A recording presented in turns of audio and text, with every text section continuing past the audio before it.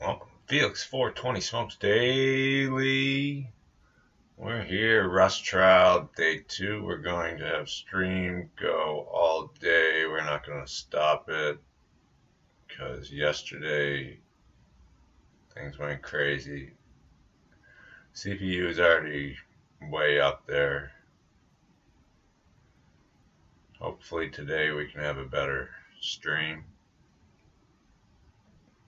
Good morning, all. It's 11:36. Looks like a 12 o'clock start, I guess. We can do all the new people joining today. We've got the logo up because there's no court yet. They did have the stream live, and I'm still on it, watching, observing. Don't like leaving you guys there with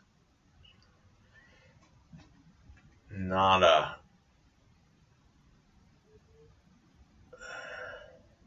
image. I had to post something, so the channel says 420. The herb that would get you by. Talked about this on a stream this morning. Playing cards. Just because it helps doesn't mean it's good for you. Many things that are good for you hurt you in other ways. Here we go, folks. We have better communication.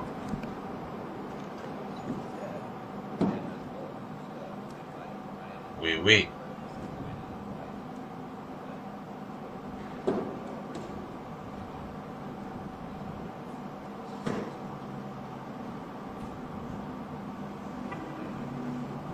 I will be silent for the trial. You're more than welcome to join the chat. Help yourself. Audio should be fine. Frames may be slow, but audio will be fine. Chat at the moment is unmoderated. So YouTube guidelines is about all you have to follow. Other than commenting on quality of content, I don't really care what's said in the chat. We'll play it by ear. I do care. There's certain issues that will not be spoken about in this chat because it's not needed.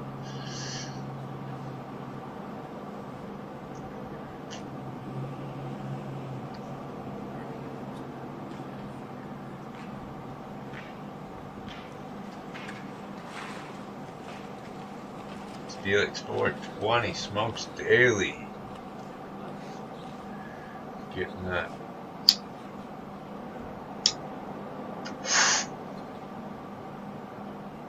Morning glory ready.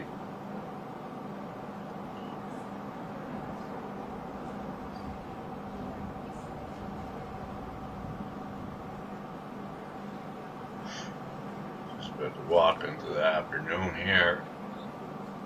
23 degrees, full of sun. Record highs. Thanks to that last hurricane, I believe, pushing the weather northward. The heat.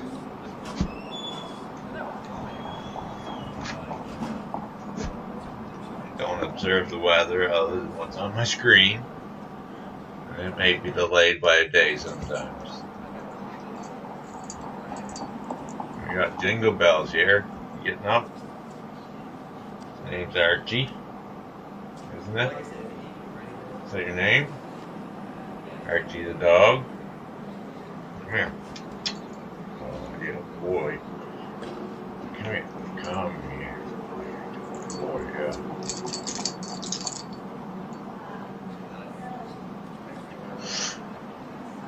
Perhaps make a transition with Archie.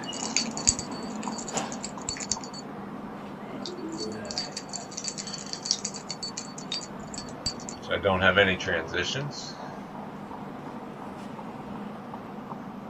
Nor do I have any side video. Well, I had video. I just don't know how to add a video into this. I have the last. I deleted it. Thought I had the first recording. I'm not gonna do that. Just degrade the quality of the stream dramatically. Increase the frames per second up to 30. I'm trying to do different recommendations.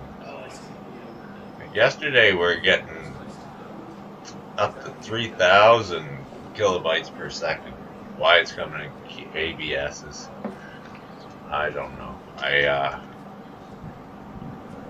guess we get a finer number. But yeah, we're up 3, 4, 5,000. And now it's got to do with my Wi-Fi.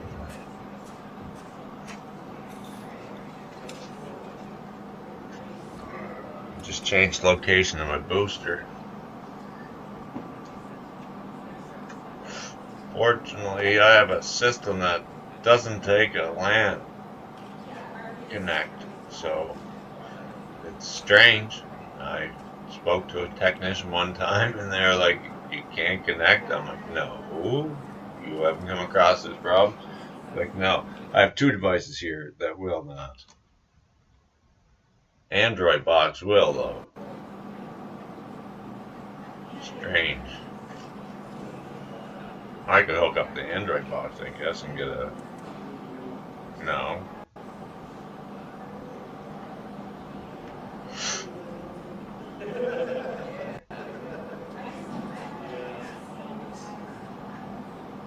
I'm struggling for frame.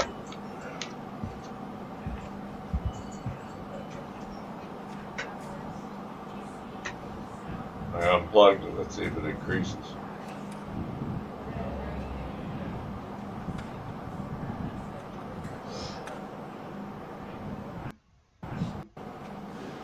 I think it will.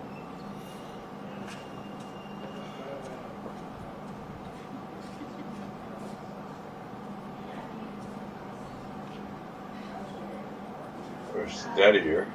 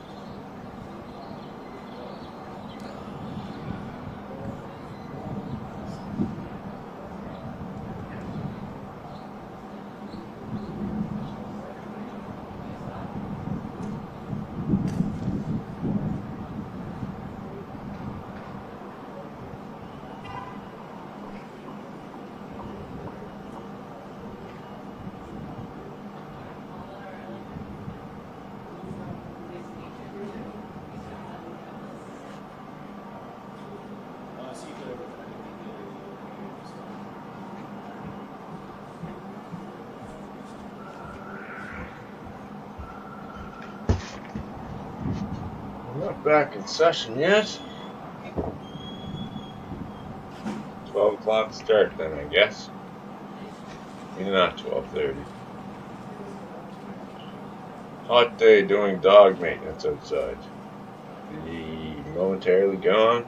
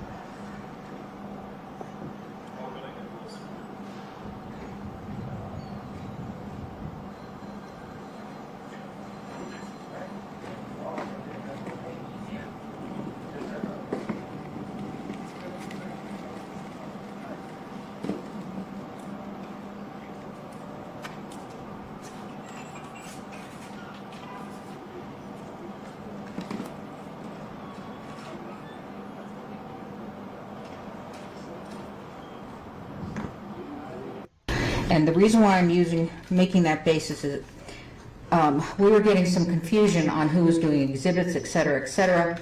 And so I asked Faith to basically ask the defense team what was going on with the court reporter, and it says, this is from Sarah Clark, for the avoidance of doubt, Summer Green is a member of the defense team who will provide the defense with real-time and transcripts so as to avoid burdening the court staff with requests for records. So it does not sound that she is going to be the official record. Understood, Your Honor. So thank you so much, but you're going to have to move. I've been requested by the state also to provide real time. And There, that's what she said. So she's asking for real time. That's up to the defense whether they're going to give you real time.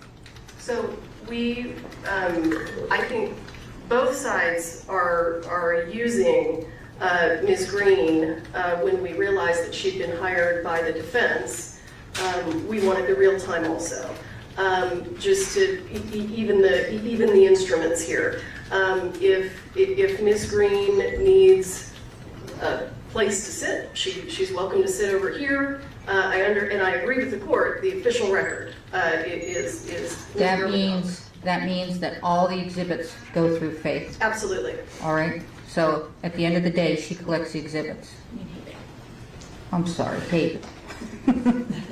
All right. So if you don't mind moving, this is optics, and that's how it's going to be. I'm sorry.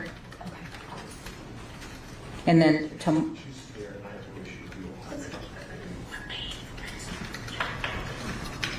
so all right, I'll let you do it today, but tomorrow, yes, okay. All right, so let me hear from you all on what I'm prepared to do is hear the motion on excluding late filed witnesses and then going into the motions in limine, and we can do state defense, state defense. What do you all want to do? That's fine with the defense. I think many of the motions hopefully will be far shorter, and some of these issues I think have somewhat been dealt with at the briefing, because as much time today as can be spent on things to make sure we have an orderly and good trial, I think are helpful. Some of those were raised in the bills and some were not. So that's a fine system, and we're going to hope, at least on the defense side, to move quickly. Okay. All right, so let's take up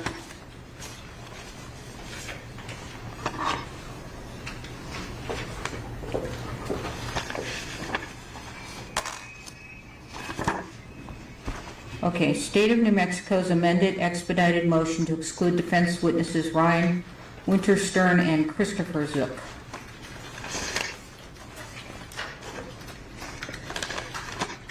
You can use the lectern or you can, yes. You might want to turn that microphone on.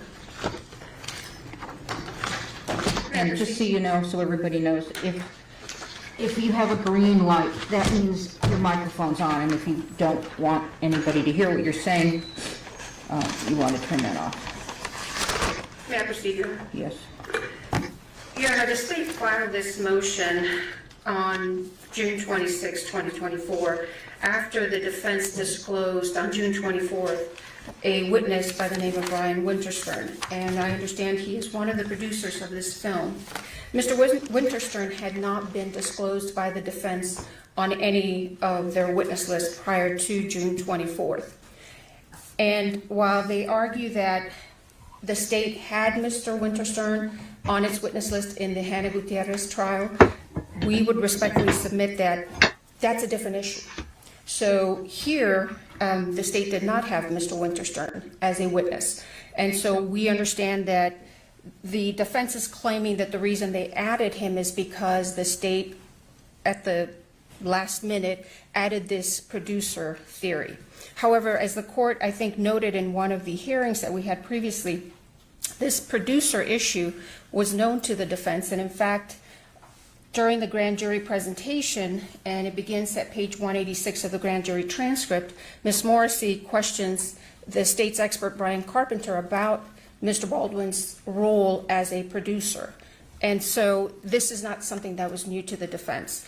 Under State versus Lemire and State versus Sanders, the state is asking the court to exclude Mr. Winterstern because, number one, we have not been provided with the statement that he is going to be making or has made.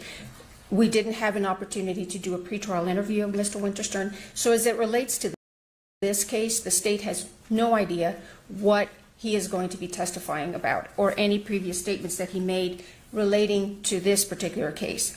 Setting Gutierrez trial aside, the issue is, what is he going to say in this case?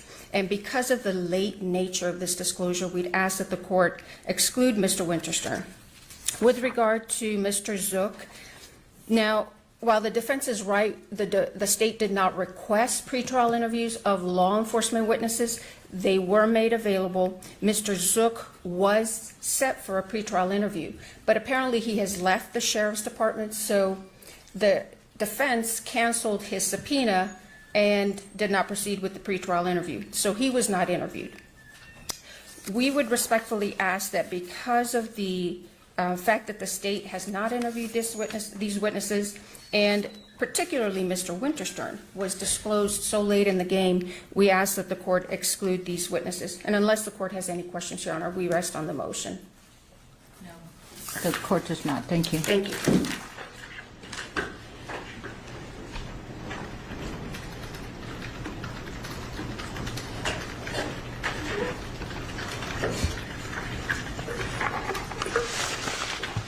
Good morning, Your Honor. Morning. So we'll start first with Christopher Zook.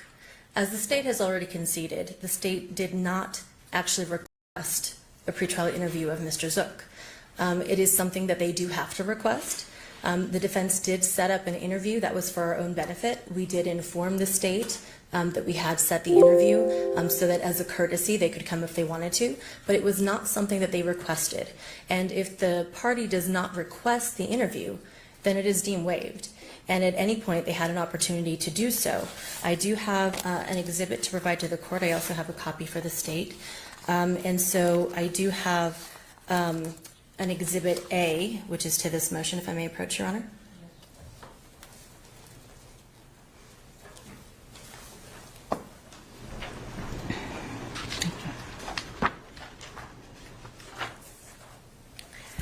And what I've presented the court with is a series of emails that were exchanged between the parties. And these begin with the request that the state made for witness interviews in this case. And as the court can see, and as the state has already conceded, Mr. Zook is absent from their request. Now, the reason we've included these additional emails as well is because there were multiple occasions on which the defense actually asked the state if they wanted to amend or add any additional witnesses for whom they wanted to request pretrial interviews. At no time did the state then change their mind and say, yes, we want to interview Mr. Zook. And so that was deemed waived, Your Honor, and we canceled the pretrial interview that we had set for our own benefit, for our own reasons. And so the state cannot now seek to exclude him when they did not take advantage of the process that was available to him.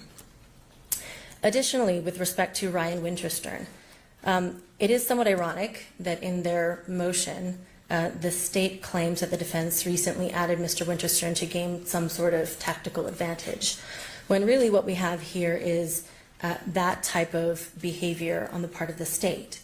And one of the ways that we see this is that with respect to the initial filings before there was a dismissal in this case, when the case was originally brought before the court against Mr. Baldwin, originally it had been clear that the previous prosecution team had intended to produce and to pursue a theory that involved liability based on a producer theory on Mr. Baldwin's alleged role as a producer. Based on that, we also then had a conversation with the new prosecution when they took over through Ms. Morrissey. And a conversation was had about the producer theory. And that was gone into in-depth and private conversations, at which point in time Ms. Morrissey indicated that she did not believe that that had that could hold any water, that it was a viable theory. Later, certainly there was the grand jury presentation. Now, there was really not much of anything related to Mr. Baldwin being a producer. They didn't call anyone who was on the set. There were a number of different producers. I believe it was 6 different producers who were actually on the Rust set. They didn't call a single one to testify. And so it was not clear to the defense. And the fact that it was unclear to the defense is apparent in the fact that we have an additional exhibit, Your Honor, if I may approach.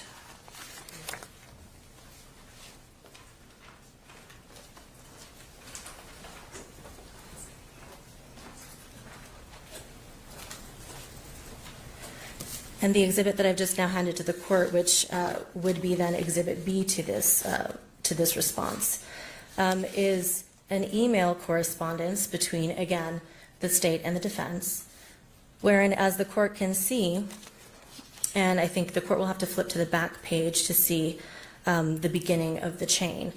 And so on November 1st of 2023, the defense inquires and says, your target notice identifies 2 involuntary manslaughter charges on which you will be presenting information to the grand jury.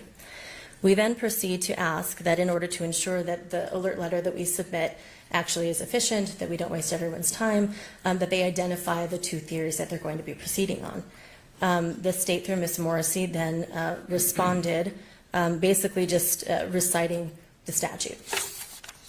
We then asked and followed up on that to say, we assume that the producer theory is not going to have merit, and so you're not proceeding under that theory. There was no response. The state easily could have responded, could have let us know. They knew where our mind was. They knew that we were thinking, because of the prior conversations that we had had with Ms. Morrissey, that this was not a theory that they were going to proceed under.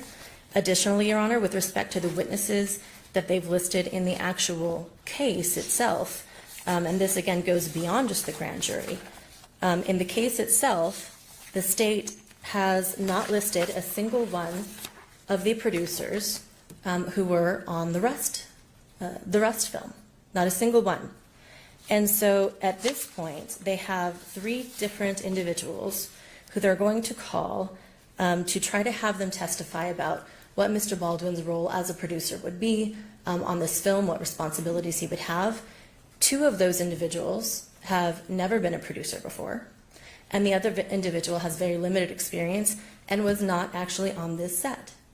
So we sought, after the state had then disclosed, basically for the first time to us, their intent to proceed under this additional theory through some of the motion practice when we filed a motion related to one of their witnesses. They then first identified that they were going to move under this new theory. So we then, just a matter of days later, added Mr. Winterstern to the witness list, and it was for the first time. But this was because the defense was not on notice that they had intended to pursue this theory. And he was not on the witness list to try to gain some kind of tactical advantage. It was because he wasn't relevant due to anything previously that we understood the case to be about, which was, again, according to the indictment as well, it specifically lists the date of being October 21st, 2021. It does not list a series of dates. It doesn't list the length of time that Mr. Baldwin was on set. It lists one particular date. And so Mr. Winterstern was not relevant to the defense theory at that time. However, now we have added Mr. Winterstern, and the state cannot claim prejudice because Mr. Winterstern was a witness in Hannah's trial, and I'm almost finished, Your Honor. But not only that, he was the state's witness, and they did conduct a pretrial interview of Mr. Winterstern, and during that pretrial interview, it was actually asked by Ms. Morrissey what Mr. Winterstern's role was as a producer. When was this pretrial interview? This pretrial interview, Your Honor, that I have was January 8th of 2024. And so January 8th of 2024, he was asked a number of questions about his role as a producer by Ms. Morrissey. Ms. Morrissey also asked Mr. Winterstern about other producers' roles. Ms. Morrissey also asked about Alec Baldwin's role as a producer on set. And this is someone who would have personal knowledge of that, unlike any of the other witnesses that the state is calling to try to make out this producer theory. So there is zero prejudice to the state because everything that we would be going into in the trial has already been covered by Ms. Morrissey in their own pretrial interview for a witness whom they called in the previous trial. And so we understand that they're now trying to claim prejudice, but it's because that they know that this sinks their claim and that this is a much more appropriate witness than any of the three whom they've listed to try to go after Mr. Baldwin on this producer theory. So we ask, Judge, we are just asking for basic fairness and due process. There are other avenues. If the court wanted to give them another interview, they could do that. But again, they've already had a substantive interview of him, and we would ask that the court allow Mr. Baldwin to present this defense. Thank you. Reply? Yes, Your Honor. Thank you.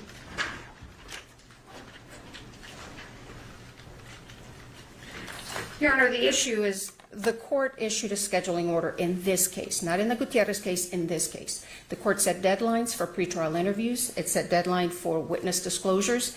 And the fact that Mr. Winterstern was interviewed in the Gutierrez trial does not obviate the need to have a pretrial interview of him in this case, because in Gutierrez, he was listed as a witness for the state. In this case, the defense is calling him. The state has no idea what he is going to be testifying about. The state has not been given any prior statements as it relates to this case. And as the court can see, Your Honor, what we have here is by this email is that the defense was put on notice, and they call it a producer theory. It's really not an independent theory of liability. What this evidence goes to, it goes to Mr. Baldwin's knowledge that his conduct on set was reckless, and it was in essentially wanton disregard for the safety of others. And his role as a producer made him keenly aware of the safety rules that apply on sets, what his responsibilities are. And so, as we'll argue in the 404 or the intrinsic evidence motion, this particular type of evidence is germane to the defendant's recklessness in order for the state to prove the involuntary manslaughter. They cannot claim that this is a new theory.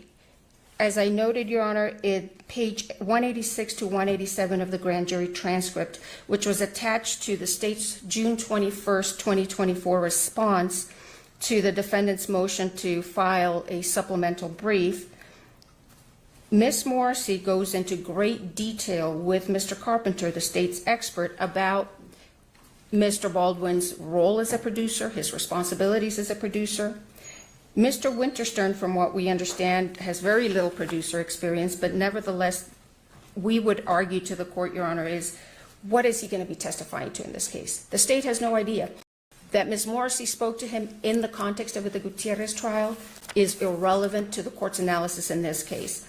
Under Lemire and under Sanders, and in Sanders, it's 1994 New Mexico Supreme Court 43 at paragraph 26. The court noted a defendant's right to present evidence on his own behalf is subject to compliance with established rules of procedure and evidence designed to assure both fairness and reliability in the ascertainment of guilt or innocence. If the state had done this, you know they'd be up here screaming to the court that we have sandbagged the defense. Your Honor, the state is entitled to a fair trial as well, and so we'd ask that the court exclude Mr. Winterstern. Thank you. All right, the court makes the following ruling. The court denies the state's motion. With respect to Mr. Well, first, with respect to both of them, I don't think that you've established prejudice, and to the extent that you want them excluded, certainly there are other remedies. I will have the defense make Mr. Wingerstein available for a pretrial interview. And with respect to Zook, I'm not quite sure now. They're saying they want an interview. All right. Is that a problem for you? We can confer with the state and work out the issue. All right. Thank you. All right. Remember, I believe it's 10 minutes aside, half an hour for lunch. So I'll start with one of these. All right, state's motion in limine to exclude evidence or separate civil suits against defendant and or Rust Productions.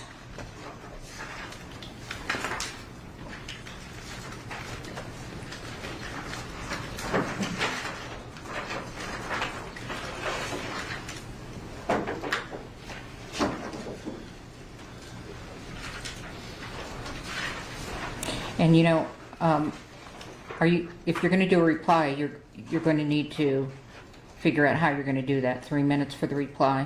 Thank you. Okay. I'll be brief. This one's And not I hate to tell you, I'm going to cut you off right away. Okay? understood. Your Honor, in this particular case, as the court is aware, there have been multiple civil lawsuits filed against Rust Production and against the defendant himself. Mr. Joel Souza, one of the state's witnesses, filed a civil lawsuit that has, I understand, has since been settled. There are 3 other states' witnesses, or 4, I believe, other states' witnesses who have pending civil lawsuits. We would respectfully ask that the court preclude the defense from cross-examining first Mr. Souza about his settled civil lawsuit. And there's a case right on point, which I cited in the motion, which is United States versus Whitehead. It's a U.S. 10th Circuit Court of Appeals decision, 562 Federal Appendix at 701, wherein the court affirmed the district court's denial of cross-examination on a civil lawsuit that was related to the criminal case, but that had since been settled before the criminal case went forward. And that's the issue with regard to Mr. Souza. The fact that he had a civil lawsuit and settled it is irrelevant and should not be allowed. With regard to the other witnesses, Your Honor, although we understand and the state acknowledges that under State versus Santillanes, the court noted that the pendency of a civil action by prosecuting witnesses seeking damages is a proper subject of inquiry. But the court also recognized that it's proper if the civil action is for the same offense that is being tried. And that's where the state respectfully submits there is a distinction between the pending civil lawsuits that 4 of the state's witnesses have versus what the court looked at in Santillanes. My understanding is that the pending civil lawsuits that the 4 states' witnesses have to do with intentional infliction of emotional distress and negligence as a whole in the filming or during the time that this filming was taking place between October 6th and October 21 of 2021. So it's not specifically related to the charge that the defendant is facing. Now, if someone had a pending wrongful death lawsuit, I would concede that that is germane and is subject to cross-examination. But because there is a difference between the civil lawsuits and this pending criminal prosecution, we would respectfully request that the court deny or preclude the defense from questioning these witnesses about their pending civil lawsuits, unless the court has any questions, Your Honor. Thank you.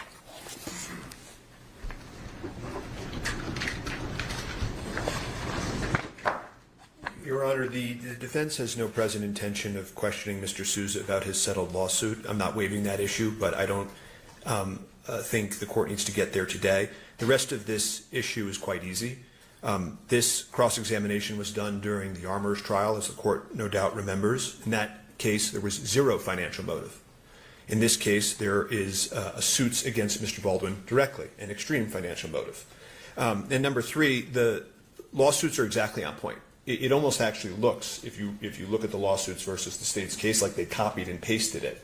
And I know this case seems in some ways like a civil negligence case, but it literally looks like they may have copied and pasted part of the lawsuits. So they're directly on point. None of their cases say what they claim. The case law on this is clear. It's actually one of those issues that's universal amongst all 50 states and all courtrooms in this country. You can always cross-examine a witness about their motive and bias. You can always ask them if that's the reason they're testifying in a certain way. And that's what the Confrontation Clause promises us, and that's what the Constitution demands. I have nothing further. Any reply? Just very briefly,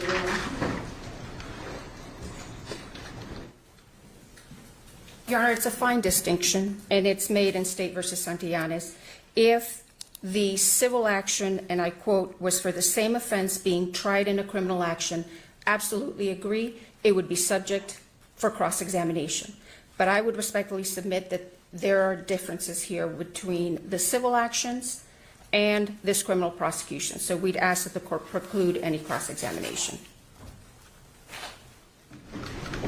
All right, the court makes the following ruling. Evidence of pending lawsuits against defendant by testifying prosecution witnesses is proper impeachment evidence. The motion is denied.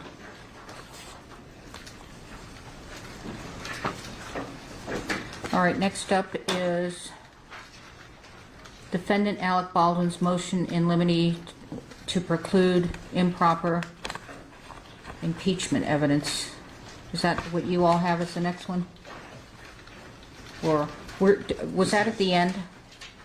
is there a number? Is it Well, Baldwin? that's the problem. In the beginning, you didn't number. That's my fault. I'll take responsibility for all faults to date. Okay, so you want to do these at the end, and you want to start with what do you want to do? I'm happy to do motion, what looks to me like motion eliminate one from Okay, the- we'll the- do the these other defense. ones later. All right. Defendant Alec Baldwin's motion in limine to preclude improper prosecutorial conduct and require an orderly trial. And yes, Your Honor, I think this is a good place to start today, because this is sort of my main issue throughout the day and what I'm going to ask to address at various points, and that's why I'm going to keep my remarks so brief on my motions, because hopefully the court will give me the courtesy of a few more minutes when I need at the end. But essentially, the court has the papers. Their response that the state is allowed to burden shift in certain places, that's their sort of strongest response, misses the mark. I mean, even in the case they cite, right, what the prosecutor does, it's one remark in summation, where the prosecutor says, I, of course, have the burden of proof. It never leaves this table. This is a very serious proceeding, and I have the burden of proof. Just so you know, though, you can consider, and then they make one remark. That's the context of any case that goes against these basic propositions that are also the same in every single state in this country.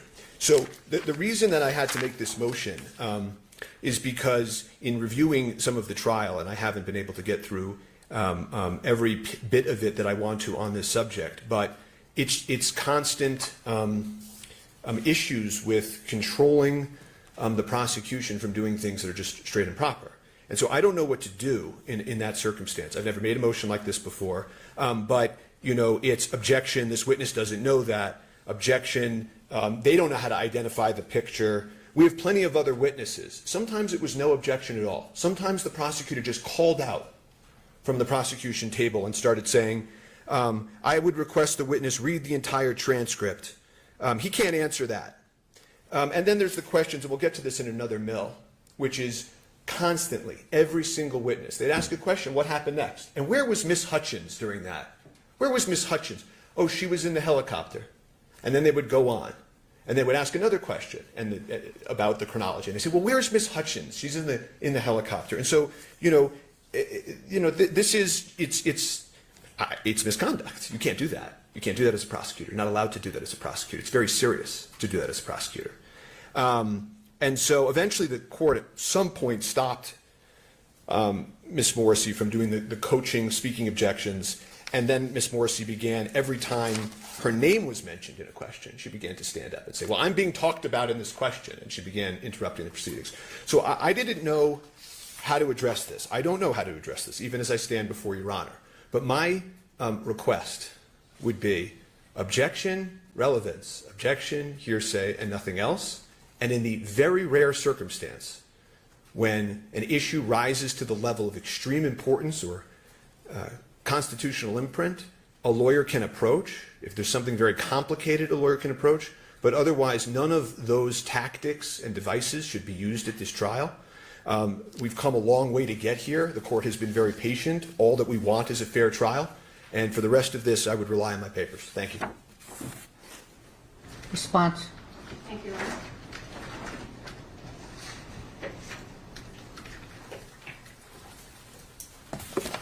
Your Honor, I think we can agree on one thing. Absolutely, without a doubt, and that's beyond dispute, the state has the burden. And the state cannot shift that burden to the defendant. Absolutely agree. However, there are those limited circumstances where the state is given latitude with regard to countering defendant's arguments. For example, the defendant comes in and, as the court has heard, presents argument that somehow somebody modified this firearm. Where is that evidence? The state should be allowed, and has been allowed, and in fact, in State versus Aguayo, which is cited in the motion, 1992, New Mexico Court of Appeals 124, the courts have allowed the prosecution to argue that the defense didn't present witnesses to support their defense theory. But the state has the burden. There's no question about that. So we would ask that the court give the state some latitude with regard to responding to defendant's arguments. And I can guarantee you, we will not, the state will not, under any circumstances, shift the burden to the defendant, because that's improper and it will not happen. With regard to vouching for opinion or for witnesses, I agree it is improper to vouch for a witness's credibility. But there are circumstances, Your Honor, where the state is permitted to comment on the veracity of a witness as long as it's based on evidence. If the prosecution says, it's my opinion that this witness was truthful, absolutely improper, absolutely agree. But if it's based on evidence that a witness testified to X and there's corroborating evidence of X, the state is allowed and should be allowed to argue to the jury that this witness has testified truthfully based on the evidence. And finally, part of this, during closing argument, Your Honor. Yes, no, not during trial. With regard to coaching witnesses, Your Honor, which is the last part of this motion, I agree as well. A prosecutor must not coach a witness, particularly must not coach a witness to testify falsely or to phrase the witness's testimony. However, it is absolutely proper for the prosecution to meet with witnesses, to prepare to testify. The defense has taken the position, I believe, that any sort of preparation with witnesses is improper. I would ask that the court not allow the defense to try to imply to the jury that meeting with witnesses prior to their testimony is improper. Coaching, absolutely. That the prosecution to tell a witness what to say, absolutely agree. But to meet, to prepare for their testimony is completely proper. And we'd ask that the court not allow the defense to comment on that as being improper. Thank you. Anything else? No, Your Honor. All right. Well, I have to say, I don't like these kind of motions because I'm not going to be bound by it during trial where someone shows me an order and says, this is what I said. I was going to tell you, but I'll tell you now, based upon the ruling, every time you want to say something that is not a question to your witness, you're going to come up to the bench. So you do not get to say, objection, blah, blah, blah, and then wait for me to say to come up. You're going to come up. And this happened in the Hannah Gutierrez trial. So... Yeah, I just point of clarification. I don't have any intention of approaching during the trial other than the rarest of circumstances. No. You have to come up to the bench and put on the record your objection. You don't get to do it from there.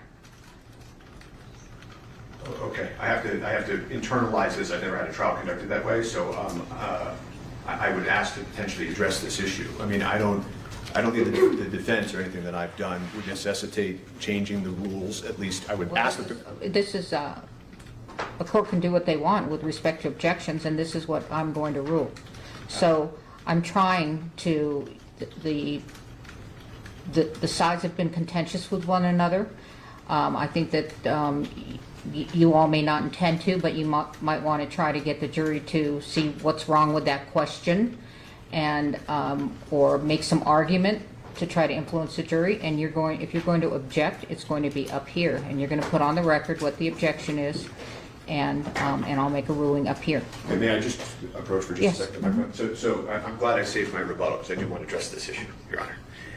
What I would ask and urge the court, because I think that this system could disrupt the ability to cross-examine and disrupt the defense. It is not, as I think the court will acknowledge, it is true, the court has great discretion. I think that deciding that before the trial even begins is an extreme use of discretion, just genuinely. I know that issue happened at the prior trial. I'm asking and urging the court to give an opportunity, at least to the defense, to just simply say, and I think my suggestion works, right? It's just objection, relevance. There's no other words coming out of my mouth ever during objections at a trial in front of the jury, and to allow us to have an opportunity to have what I would call a normal procedure. Because if every time there's any progress going on with a witness, they're standing up and they're making everybody come to the bench, they're disrupting the ability to cross-examine. They're disrupting the ability to put on our case. So what I would urge the court and ask the court to please do is to allow us, at least, if after the first witness even, the court wants to revert to what they did later on in the Hannah Gutierrez retrial. But I can tell the court I've tried many, many cases. I've never had that issue before. I've never had that issue with one witness in one case. So I'm asking the court to at least give the parties a chance to do it. I also am very concerned about the time, schedule, and everything else. There are lots of objections that are just objection relevance. The court will rule. If the court needs to hear more, we come up. And I'm urging, almost begging the court to at least let us start that way, and then the court can, like this, and not hear from me further on this issue. Thank you. I'm not going to change my mind. I can see what I want to do is I want to start with you all getting the lay of the land, and I'm going to be in control of the courtroom.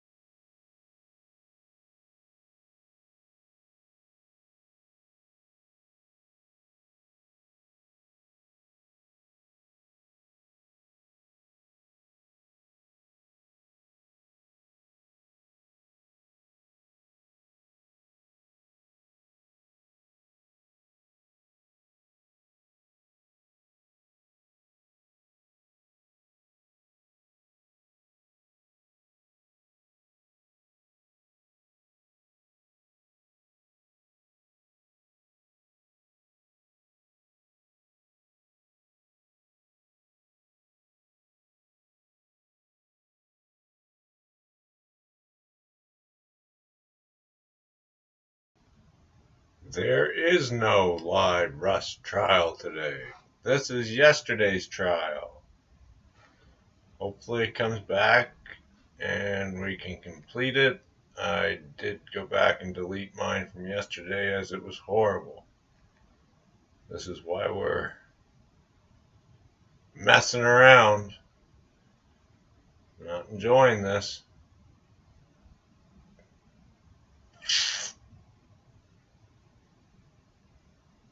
In control of the courtroom. So this is what I'm going to do. I'm sorry that you haven't experienced this, because it can happen, and it does happen.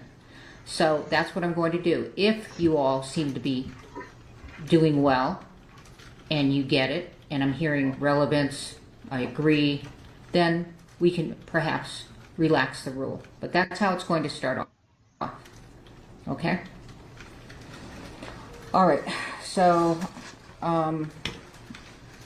I don't know what I basically didn't really rule, except that I'm in control of the courtroom. All right, thank you. All right, next up is state's motion in limine 2 to exclude UNM hospital records of Ms. Hutchins' medical treatment. Your Honor, we have no present intention of admitting this exhibit. I don't think there's any grounds to exclude it based on redactions, but this case isn't about the medical issues of Ms. Hutchins, and we're going to address these issues in another bill. What is the bottom line? You are no objection? No objection, Your Honor. All right. All right, no objection. I'll just write this down.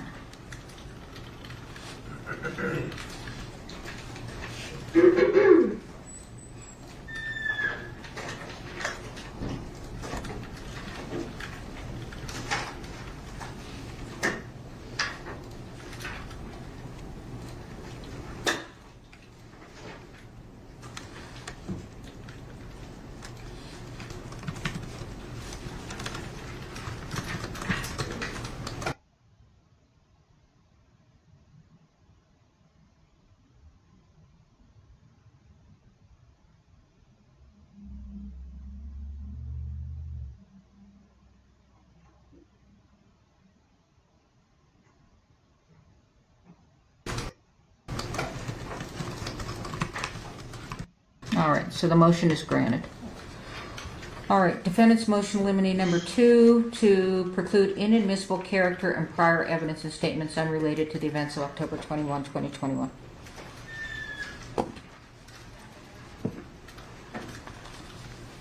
Good morning, Your Honor. It's nice to finally see you in person. Thank you. So I'll be brief. You just heard Ms. Johnson, in response to our arguments about the civil suits, say the civil cases are about October 6th to October 21st, the whole negligence. And that's very different from what Mr. Baldwin has been charged with. He's been charged with what happened on October 21st. And yet, when you look at the 404B disclosures that the state has provided, all of those disclosures relate to events that happened before October 21st. Mr. Baldwin swore on set. He cussed. And therefore, what? He committed homicide?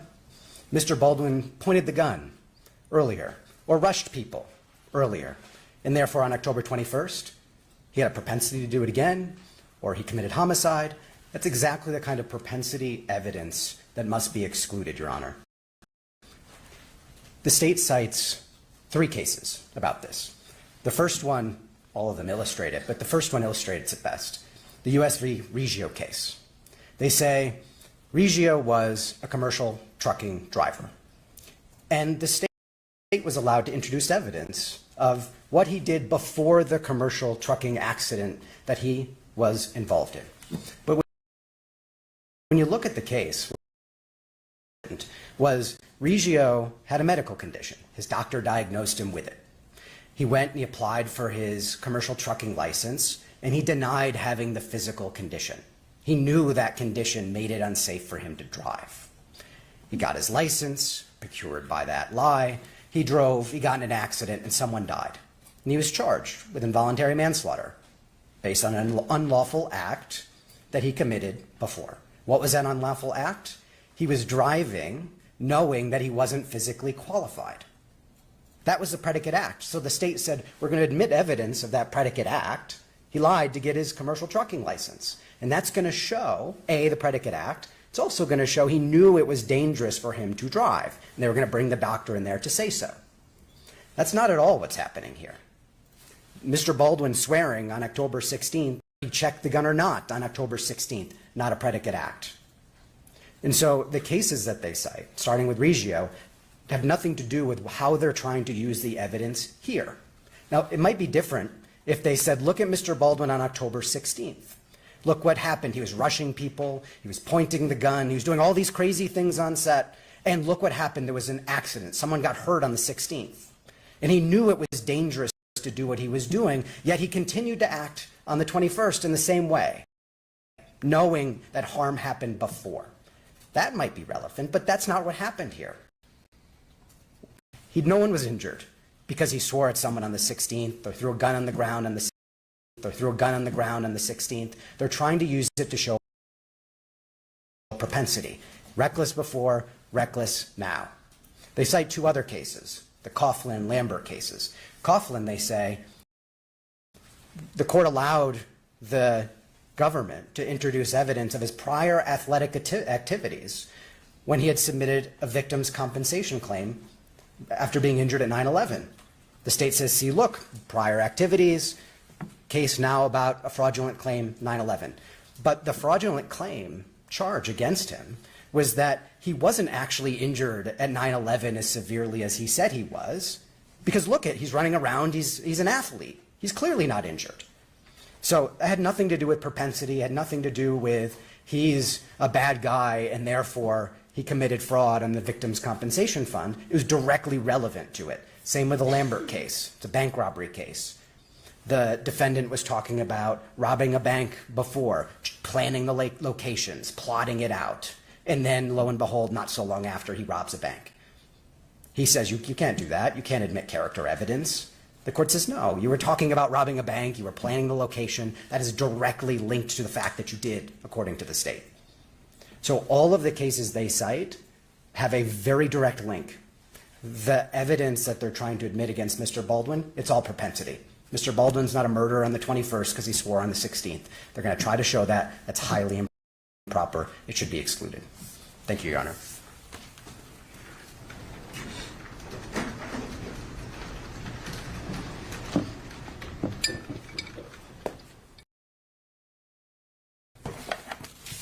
May I please the court? Your Honor, first, these other acts evidence constitute res justi. This is intrinsic evidence. And I can tell you I'm intimately familiar with the United States versus Riego case because that was my case. Mr. Riego was charged with 4 counts of involuntary manslaughter. And the court allowed the introduction of his prior medical records from about 2 years before the incident happened. So the traffic accident happened on September 7th, 2019. And Mr. Riego was driving on the interstate on a phone call with his wife. And then he unfortunately crashed into the victims and killed 4 people. The court allowed evidence of those medical records and allowed evidence of his application to get his commercial driver's license, where he indicated that there were no medical issues. And also the court noted in allowing this as res justi or intrinsic that this evidence goes to the defendant's reckless state of mind. So for involuntary manslaughter under the state statute, as the court knows, the state has to prove that the defendant acted without due caution and circumspection. And so we have to prove criminal negligence, that the defendant willfully disregarded the rights and safety of others. And the uniform jury instruction, and it's cited in the Henley opinion, that the defendant should have known of the danger involved in his or her actions and continued to act.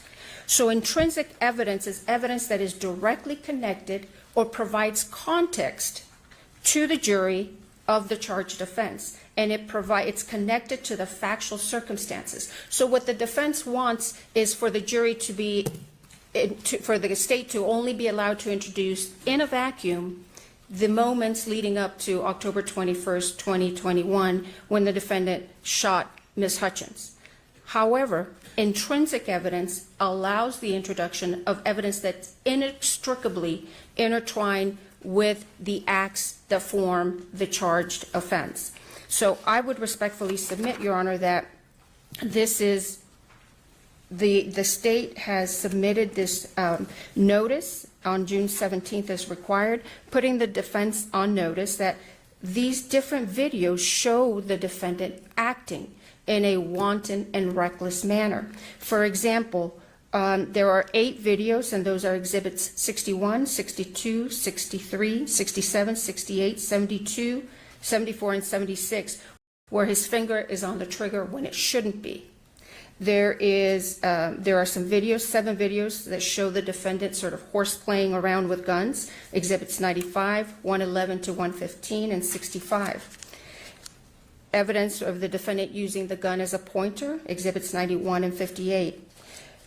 These are inextricably intertwined with what he did on October 21st, when he pointed that gun at Ms. Hutchins, cocked the hammer, and pulled the trigger.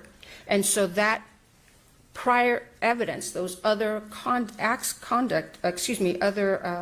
evidence, basically put into context what happened on October 21st and established the recklessness mens rea. In the alternative, and there's another issue, Your Honor. So the defense are going to be arguing to the jury, and we've seen the preview, that this gun was modified and that it didn't work. Again, as intrinsic evidence, these videos show on a number of occasions that this gun was working perfectly fine. It had no malfunctions. Every time the defendant fired it, he pulled the trigger. There were no issues. So it is actually relevant to demonstrate that there were no issues with this gun.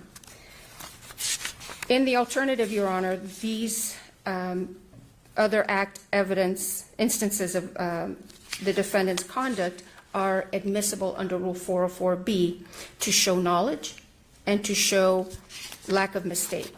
Knowledge in that the defendant should have known on October 21st, when he was pointing that gun at Ms. Hutchins, that his conduct was wanton and reckless. And we prove that by the evidence of the other instances where he acted in a wanton and reckless manner as it relates to this gun. And it also shows that there's no mistake. The defense is going to argue, oh, this gun just discharged on its own. I didn't do anything. This is not a mistake. Each time he had his finger on the trigger, previous occasions when he shouldn't have. And so I would respectfully submit that they are admissible as intrinsic, or in the alternative under 404B. Thank you. Any reply? Yes, Your Honor.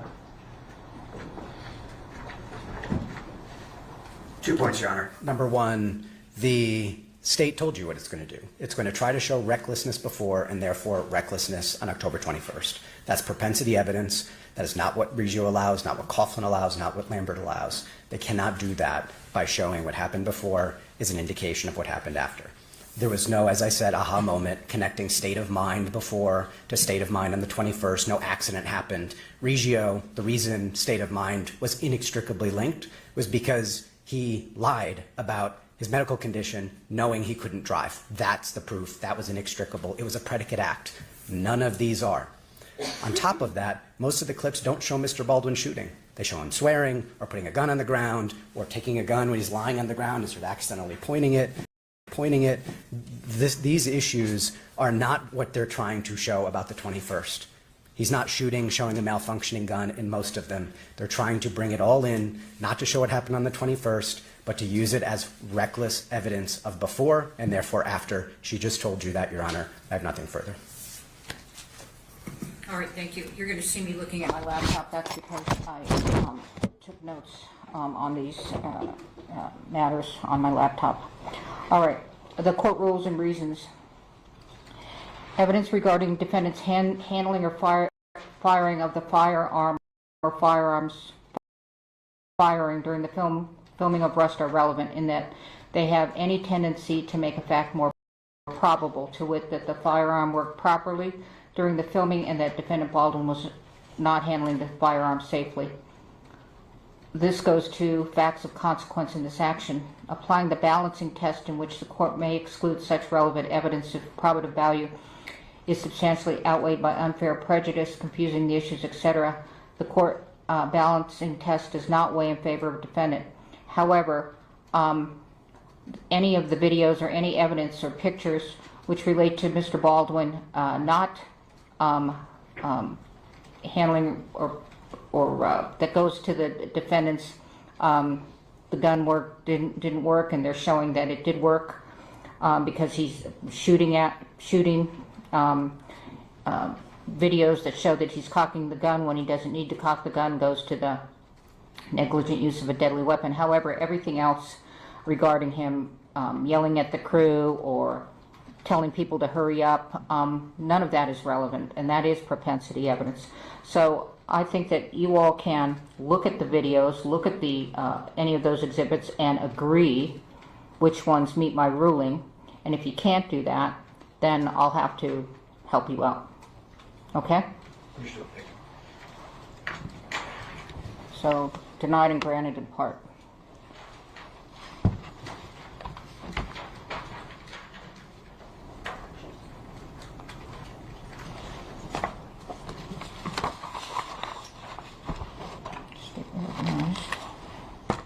All right, state's motion in limine to exclude irrelevant evidence and witnesses.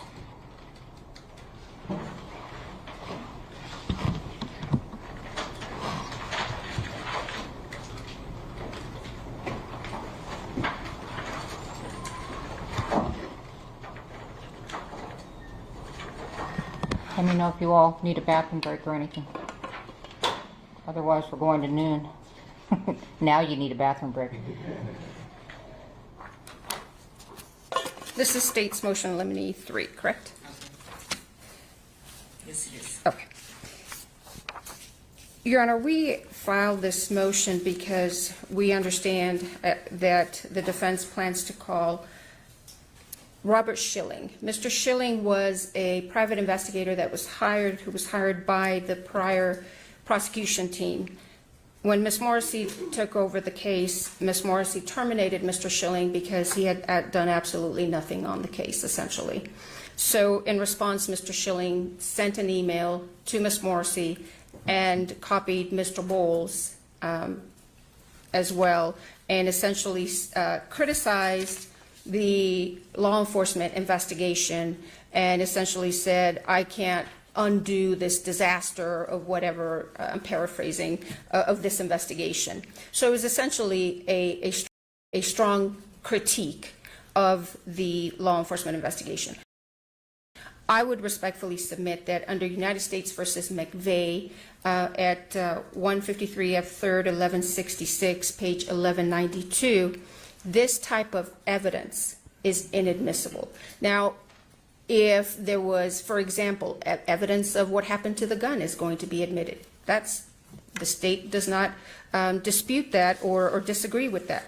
But just to bring in a witness to critique and criticize the law enforcement investigation is improper. And it's the type of evidence that McVeigh, the 10th Circuit Court of Appeals in McVeigh, noted would be improper. So we would ask that the court exclude Mr. Schilling from testifying, because the entire purpose is to bring him in to talk about how disappointed and disgruntled he was in terms of the investigation, but there's a motive there. He was terminated and he did nothing in the investigation. We're also asking the court exclude Sheriff Adan Mendoza from testifying. I believe the defense in one of its responses indicated that they don't plan to call Sheriff Mendoza, but in the event that they do, we'd ask that the court exclude him as irrelevant. There is nothing that Sheriff Mendoza did with regard to this substantively with regard to this investigation. He oversaw his deputies who were conducting the investigation, but he wasn't involved. And so to bring him in again is just to set him up there to criticize the quality of the investigation. And we'd ask that his testimony be excluded as irrelevant. And I believe all he did was do some press conferences too, so I don't know if they're planning to inject that in front of the jury And I would argue that that's irrelevant. And even if the court believes it's somehow relevant, it should be excluded under Rule 403 as more prejudicial than probative. The probative value is nil, essentially. There is another part of our motion, Your Honor. We're asking the court to exclude any argument or mention of the state's dismissal of the prior case against Mr. Baldwin. As the court knows,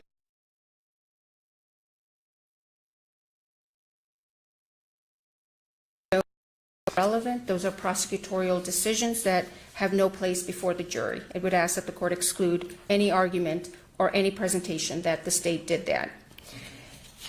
We also would ask the court to preclude the defense from making arguments that are aimed at garnering sympathy. For example, that Mr. Baldwin feels remorseful is irrelevant. It doesn't go to any issue, and it invites jury nullification. So that type of argument should be precluded. I believe they conceded on the biographical information because, as we heard during many motion hearings, that Mr. Bash was the former U.S. Attorney for the Western District of Texas. That's irrelevant. Mr. Spiro was a former Assistant DA. That's irrelevant. Just like my time as an attorney for the U.S. Department of Justice is irrelevant as well. Those should be excluded. And the last part of this motion has to do with arguing inappropriate legal standards to the jury. Again, I believe in one of the motion hearings, Mr. Bash argued that, or it was argued actually to Judge Ellington before the grand jury, that the only way that the state could prove this case is if they proved that the defendant knew that there was a live round in this firearm. That's improper argument of the law. That's not what the law is. And I guess this is an issue that the court will have to take up as we proceed during trial, but just wanted to alert the court because there's been some argument in the past that the defense is trying to rewrite the law in this case, and that's improper. Unless the court has any questions, Your Honor. Thank you.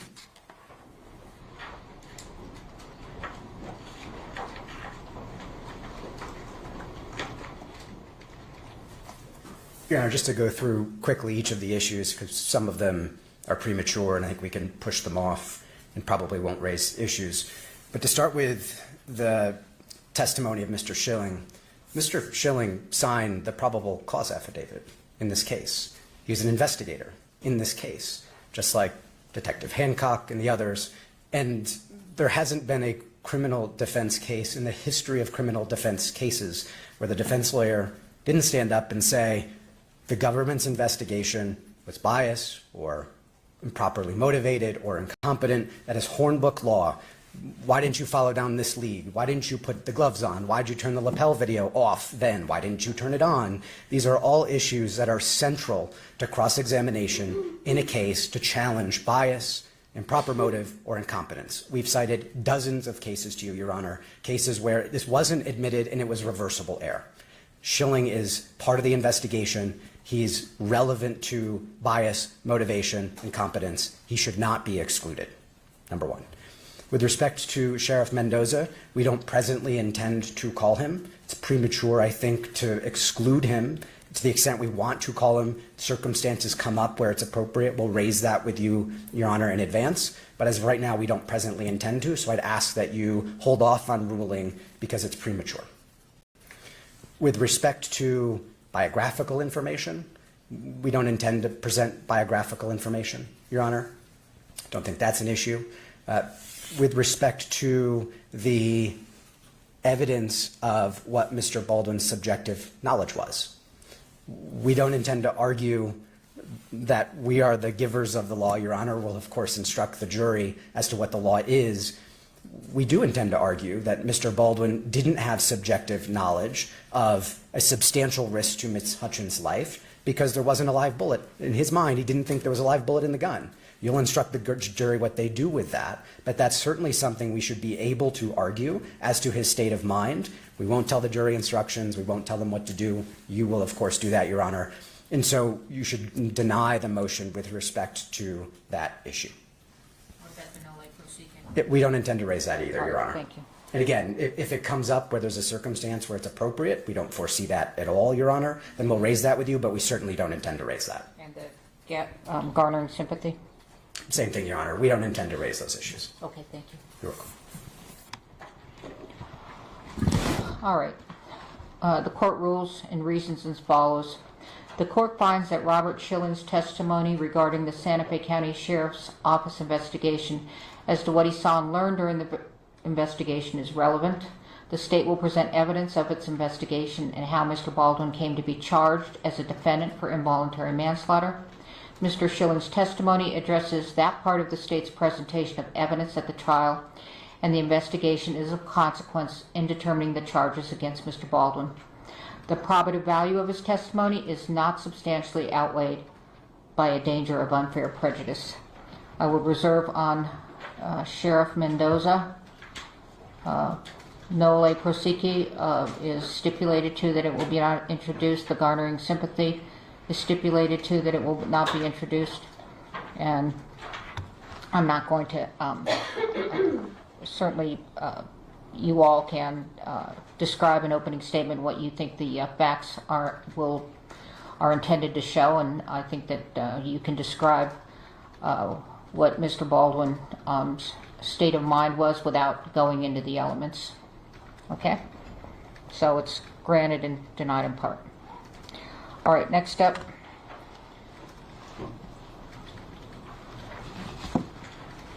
This is State's Motion Limiting Number 3.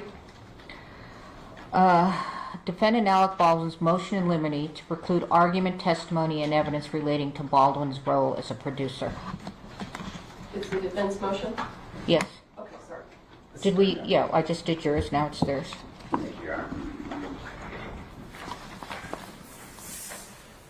Your Honor, the state intends to introduce evidence of Mr. Baldwin's role as a producer, even though Mr. Baldwin's role as a producer happened leading up to October 21st.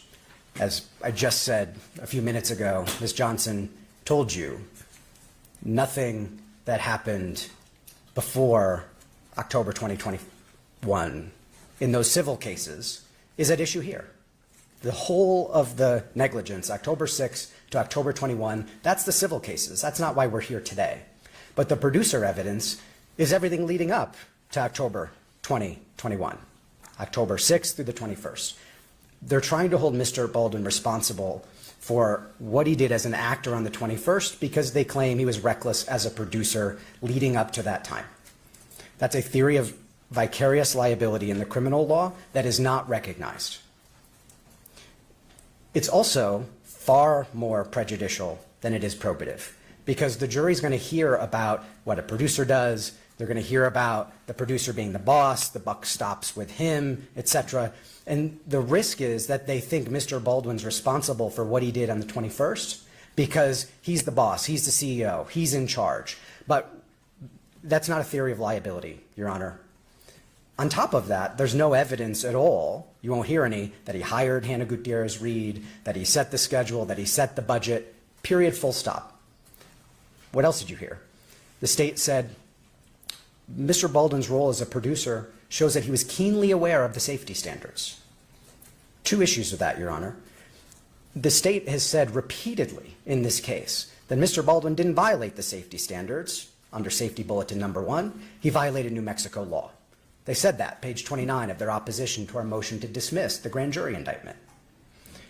The fact that Mr. Baldwin was a producer is entirely irrelevant, highly prejudicial. It should be excluded.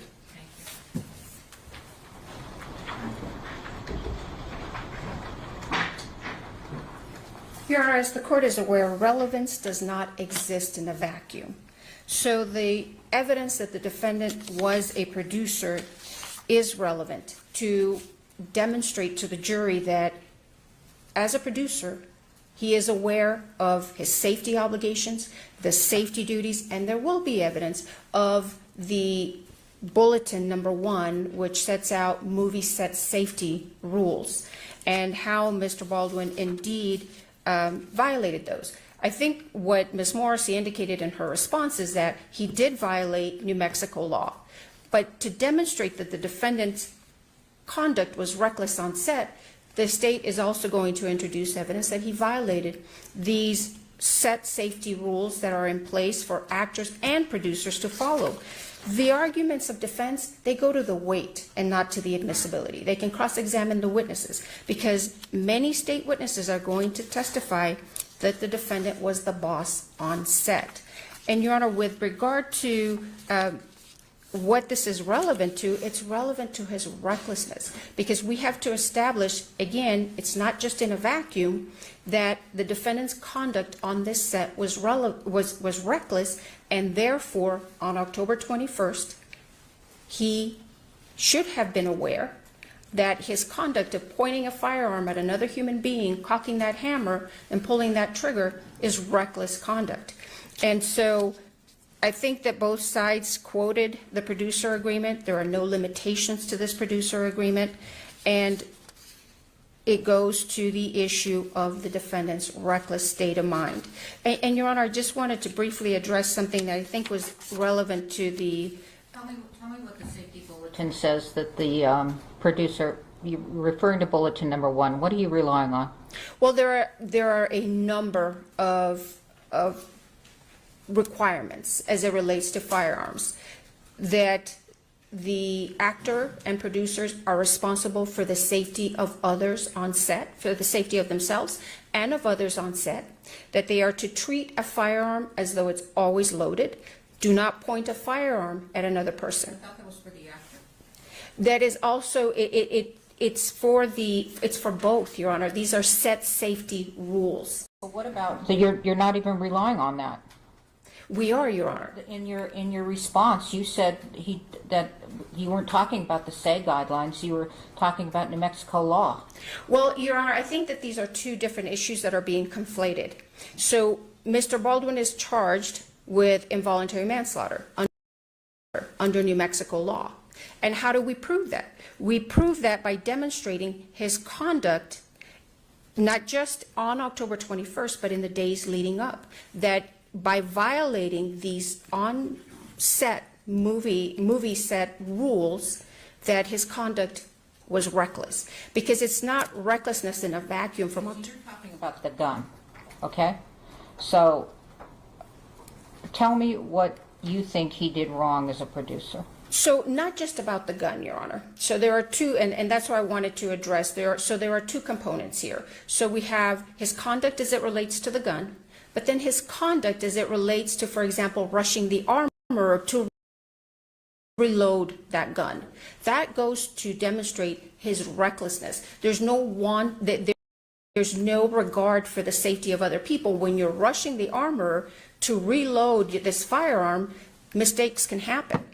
And so with regard to his producer role, there is evidence that will be presented that Mr. Baldwin, as a producer, should be aware of all of the safety regulations. Okay, so I did have trouble wrapping my head around this, as you can tell, okay? I understand.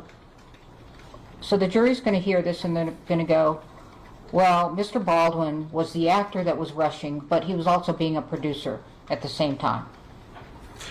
It goes to, Your Honor, because it goes to the recklessness. So he is a producer, and his contract states he's also the leading actor.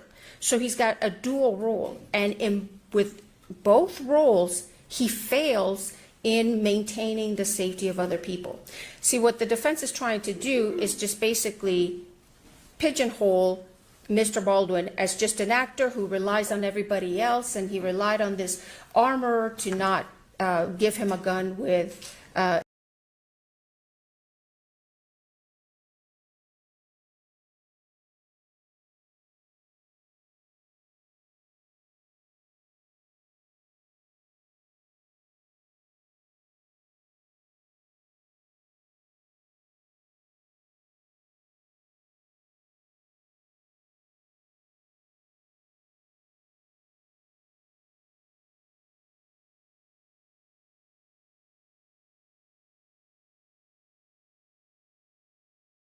a live bullet. But his role as a producer requires him, there are more duties imposed on him as a producer. And those duties include, and there's expert testimony that will be presented, that his duties as a producer... Maybe. We haven't gotten to that Yeah. Well, I understand, Your Honor, but if the court allows the expert testimony, the state will present evidence that the defendant had not just his role as an actor, but as a producer, it's heightened in the sense that he is supposed to be aware of the regulations, of the safety, and that's the most important thing. I'm just having trouble with this. Okay, I don't understand how you're going to say as a producer he shouldn't have, as an actor and a producer, he shouldn't have rushed. He shouldn't have said, quick, move. Well, but so as an actor, of course, he shouldn't have done that, but also as a producer, Your Honor, he is the boss. And as the boss, he is responsible for the safety of other people. So it goes to his state of mind, his willfulness, that he essentially, as the boss, failed the people who worked around him. And it gives him the power to control the safety. So as the producer, he has the power to control safety on set. And there was a tremendous lack of safety on this set. And so, as the boss, he's emboldened to do whatever he wants to do. So this goes to the willfulness that the state has to prove. Producer to do whatever he wants to do. Because you're going to hear testimony from witnesses, if the court allows this, who will say he was the boss, he was calling the shots, he would rush people because without regard. Maybe that's his personality as an actor.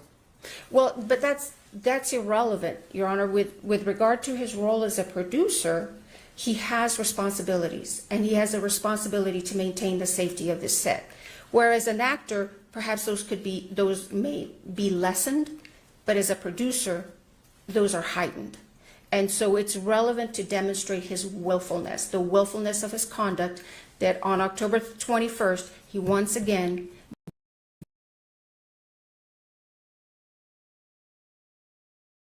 disregarded the safety of Ms. Hutchins and Mr. Souza and pointed that gun directly at Ms. Hutchins. And so that is why this is relevant. We can't look at this in a vacuum. And in fact, the court in State versus Duncan noted that relevance does not exist in a vacuum. Instead, it's the logical relationship between evidence and a proposition and issue that the party seeks to prove.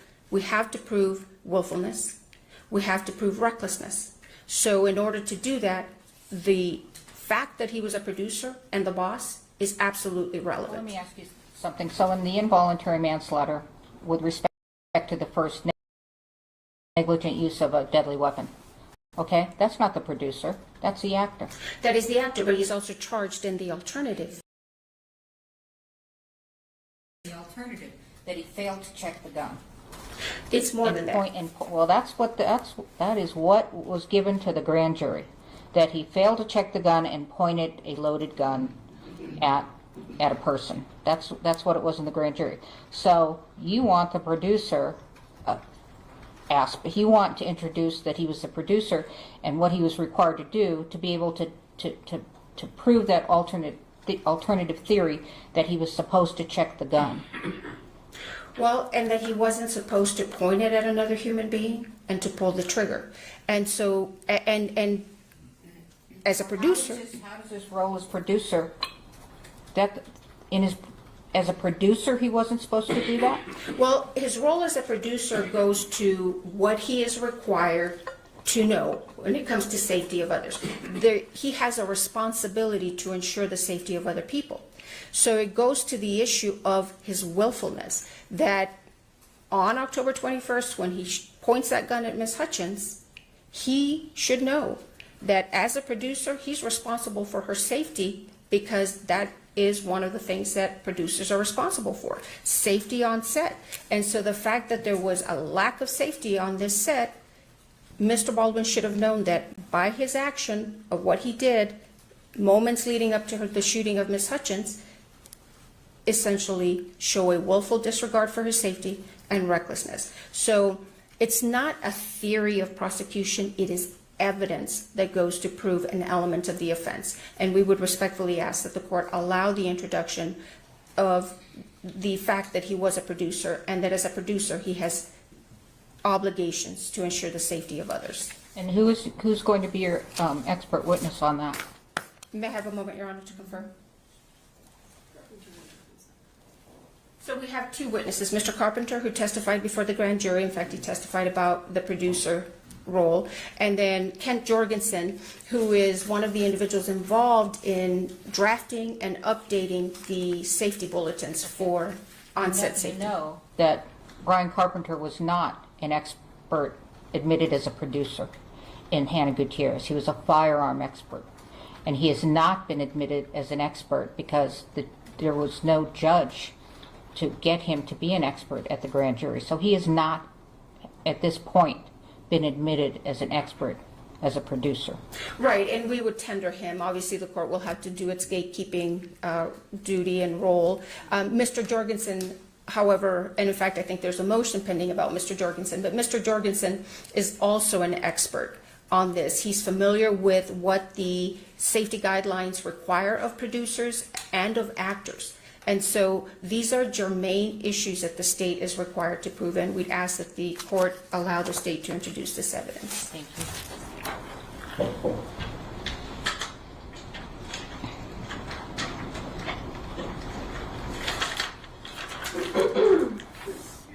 Your Honor, I hardly know where to begin because I honestly don't understand the theory or the facts that they intend to articulate to demonstrate that on October 21st, Alec Baldwin, the actor, committed involuntary manslaughter. They said, well, the safety bulletins explain that.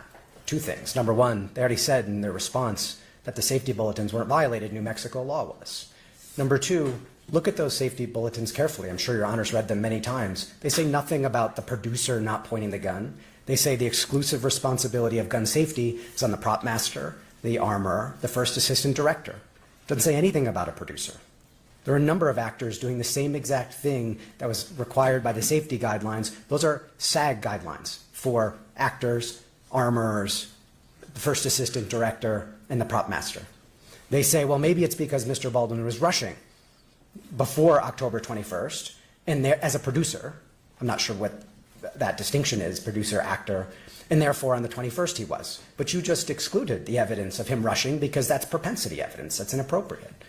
The fact that we're so confused about what the theory actually is goes directly to the prejudice that will far outweigh the probative nature of this testimony. And we'll get into Mr. Jorgensen and Mr. Carpenter later, unless Your Honor wants to hear about why they are not qualified to testify as experts on producers. I'm sure we can push that on. But the reality is this will confuse the jury. This will be highly prejudicial. They want to show that he's the boss, and therefore on October 21st, as an actor, he committed involuntary manslaughter. That is highly prejudicial, inappropriate evidence, should be excluded. All right, so what I think is more appropriate is I'm going to revisit this, make my ruling, no more argument on it, but I think that we should do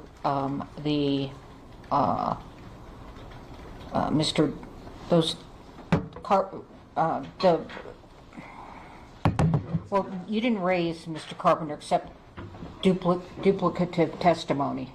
And No, that's just the cumulative expert motion, Your Honor, that's correct. We raised Jorgensen. Right. If you want to do Jorgensen now, I'm happy to come back up and talk about Jorgensen. all right, let's do Jorgensen.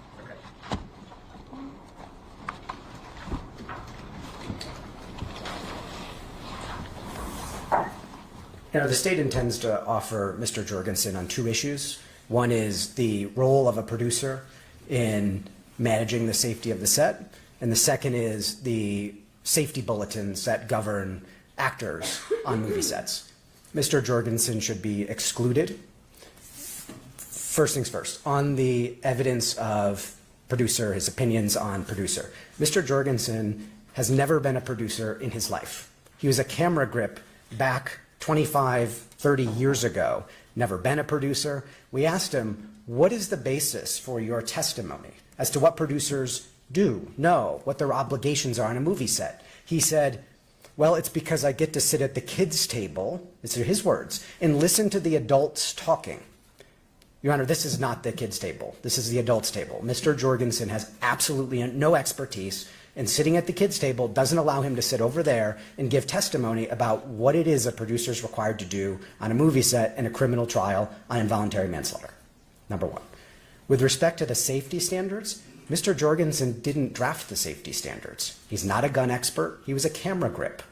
Sets up camera angles and scaffolding, etc. He is not a gun expert. He's not an armor. He's never been a prop master. He's never been a first assistant director with the safety obligations. His role, as he described it, is administrative.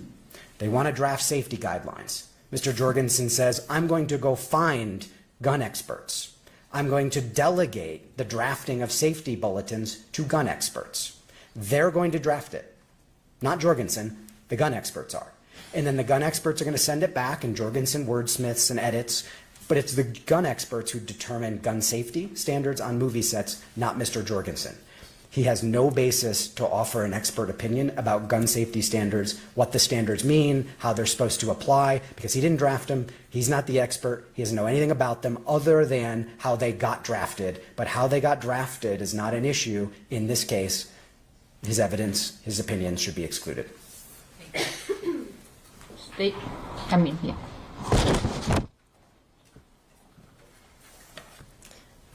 Your Honor, Mr. Jorgensen teaches producers about their responsibilities with regard to set safety. He's going to take the witness stand. He can outline his experience, the position that he holds that allows him, that puts him in the position where he teaches producers about set safety. So I want to be clear. I am not calling Mr. Jorgensen so that he can come and just generally talk about this is what a producer does. I am calling Mr. Jorgensen to come in and talk about the producer's responsibility with regard to set safety.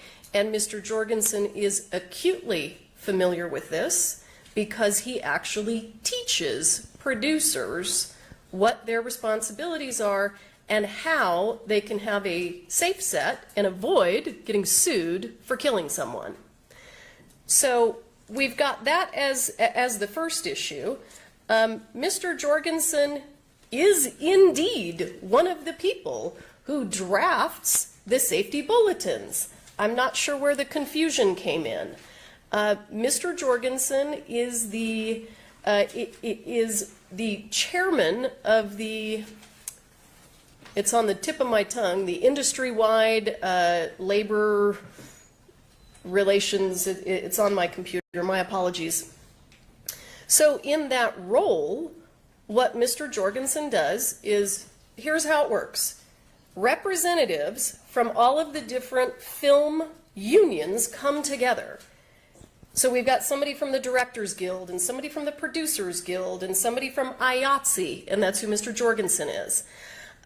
They all get together and they agree and draft these safety bulletins. Mr. Jorgensen is one of those people who sits at the table who drafts these safety bulletins. So his testimony is entirely relevant, one, because he actually drafts the rules that Mr. Baldwin is required to follow, whether we're talking about him as a producer or an actor or anything.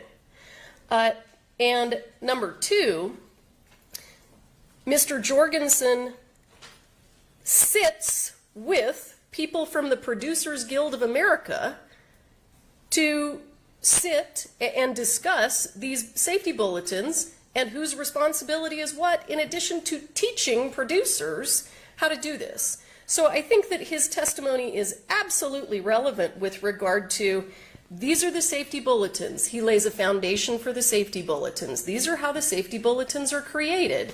This is a safety bulletin. This safety bulletin says, don't point a gun at anyone. Keep your finger off the trigger. Assume that anything that you point the gun at will be destroyed. Those are the safety bulletins that Mr. Jorgensen participates in developing. So his testimony is wholly relevant. Now, whether or not the court decides that Mr. Jorgensen's testimony with regard to a producer's responsibility as it goes to set safety is something that I think the court has indicated that you may want to reserve ruling on until you see and experience how the trial is unfolding. But there's no question that Mr. Jorgensen gets to come in and testify about the safety bulletins that he himself participates in drafting. Thank you.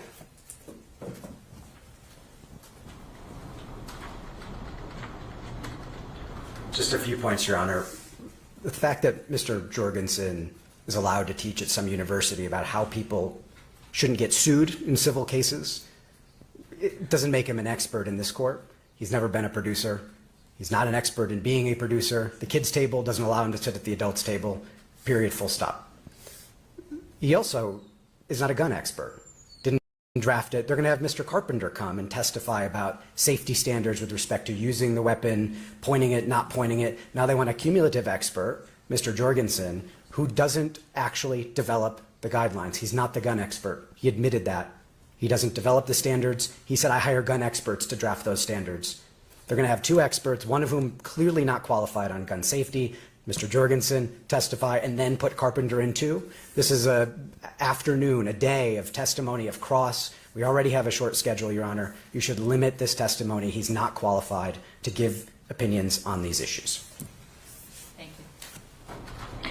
The court makes the following ruling. The court will accept Mr. Kent Jorgensen to be able to testify before the jury as to what the say guidelines say, but he has no qualifications to opine on what a producer does. He doesn't know how a producer implements those guidelines.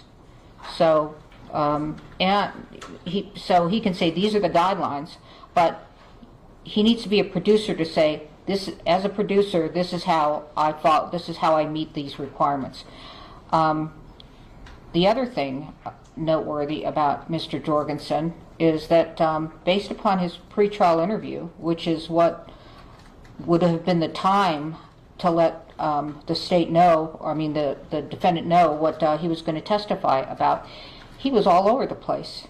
And basically, he was like, well, I relied on Ross. I didn't talk to anybody. So yes, he will have hypotheticals about, and he may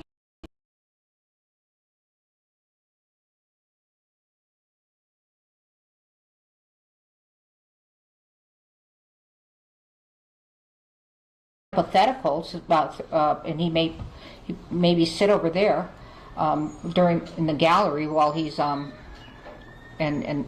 listen so that he can opine. But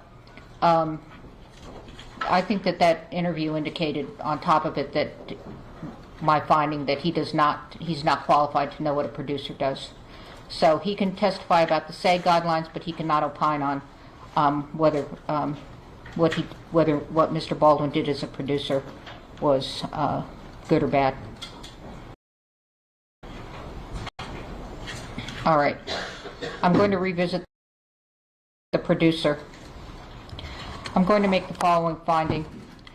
I'm having real difficulty with the state's position that they want to show that as a producer he didn't follow guidelines, and therefore as an actor Mr. Baldwin did all these things wrong, resulting in the death of Helena Hutchins, because as a producer he allowed this all to happen. I think that when you look at the relevancy, I think that one of the reasons why I think I'm having a hard time wrapping my hand around it, to be able to say, Mr. Baldwin, because he was a producer and he was the boss, although there are more than one producer, and he couldn't do anything without, looking at those contracts, he couldn't do a thing without running it by, including hiring somebody, without running it by whatever that entity is in the contract. But I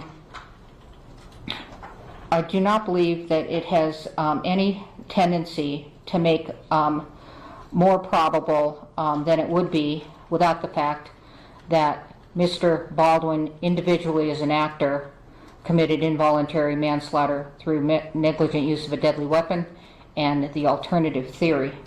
The probative value is not substantially outweighed by unfair prejudice and certainly confusion of issues to the jury. So I'm denying evidence of his status as a producer. All right, shall we continue? All right, so we're going to the states now. That was Mr. Baldwin's motion. We have Jorgensen, we finished. All right. Defendant out, state's motion eliminating number 6 to preclude accusations of prosecutorial misconduct.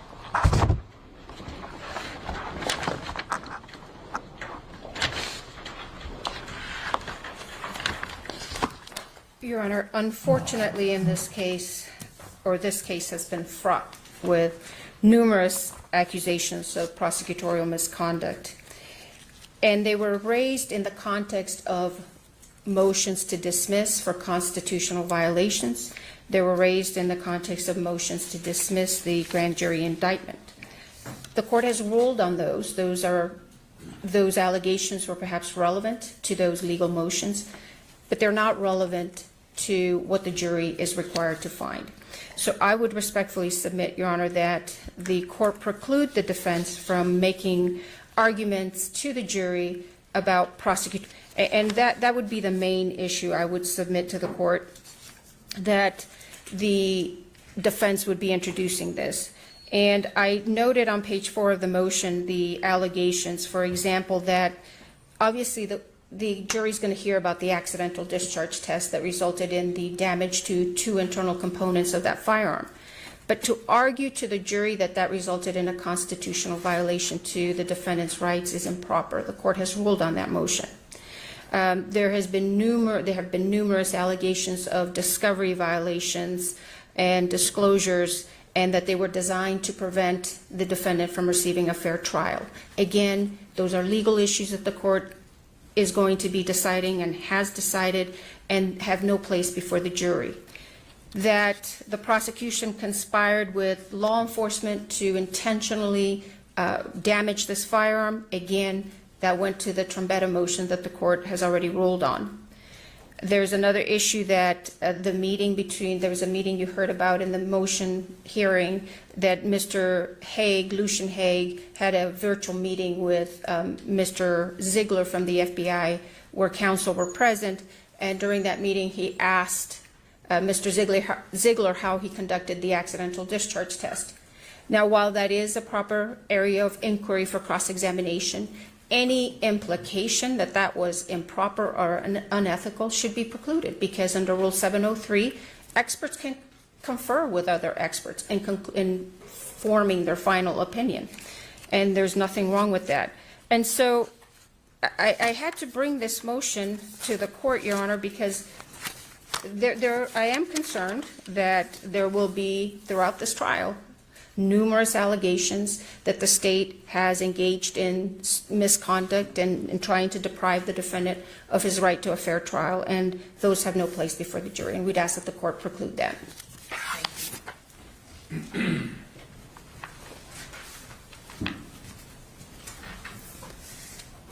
Let me just be clear about what we intend to do and what we don't intend to do. This is not going to be a trial about the ethics of the prosecutors. It's not going to be a trial about they should have dismissed the case a long time ago. They did. They took it back. Well, none of that's coming into this trial. No intention. What we intend to do is exactly what I discussed we were going to do with Schilling, for example. We're allowed to demonstrate that bias, improper motive, incompetence of the government investigation. We're allowed to attack the credibility of witnesses as it relates to the government investigation. For example, Your Honor already ruled that with respect to that meeting between Mr. Ziegler and Mr. Haig, that gets to be disclosed to the jury. In fact, the prosecutors are required to disclose it to the jury, you ruled. And so all of that goes back to the black letter law that we started with on that prior motion in limine. We're allowed to demonstrate bias, the incompetence, the improper motivations. We're allowed to attack credibility. We're allowed to attack the fact that the FBI destroyed this gun, et cetera, et cetera, et cetera. All of those issues are fair game, Hornbook law. We intend to introduce that. The state shouldn't be allowed to preclude it. I have nothing further, Your Honor. It's black letter law. Thank you. Any reply? Just briefly, Your Honor, I think we may be in agreement. I think what the reason for this motion was essentially to preclude the defense from essentially making personal attacks and allegations of prosecutorial misconduct. We agree, and we will present evidence about the Ziegler-Haig virtual meeting about the gun. But we just ask, given the contentious nature of this case so far, that we focus on the evidence and not on allegations, personal allegations, and attacks during this trial. All right, thank you. The court rules and reasons. The court agrees that the prosecutor's misconduct as alleged by the defendant in his pretrial motions may not be brought out at trial. The misconduct is not relevant evidence, and even if it were, its probative value is substantially outweighed by the danger of unfair prejudice and confusing issues. However, to the extent that the defense may elicit evidence about the Santa Fe County's investigation, the FBI testing, the Hague's 3 reports, and his meeting with Ziegler, this evidence is relevant as it makes a fact more or less probable, and the fact is of consequence in the action. And weighing it, the probative value of the evidence is substantially outweighed by danger of unfair prejudice, etc. All right. Thank you. Now we're going to, let me just back up and do these two that.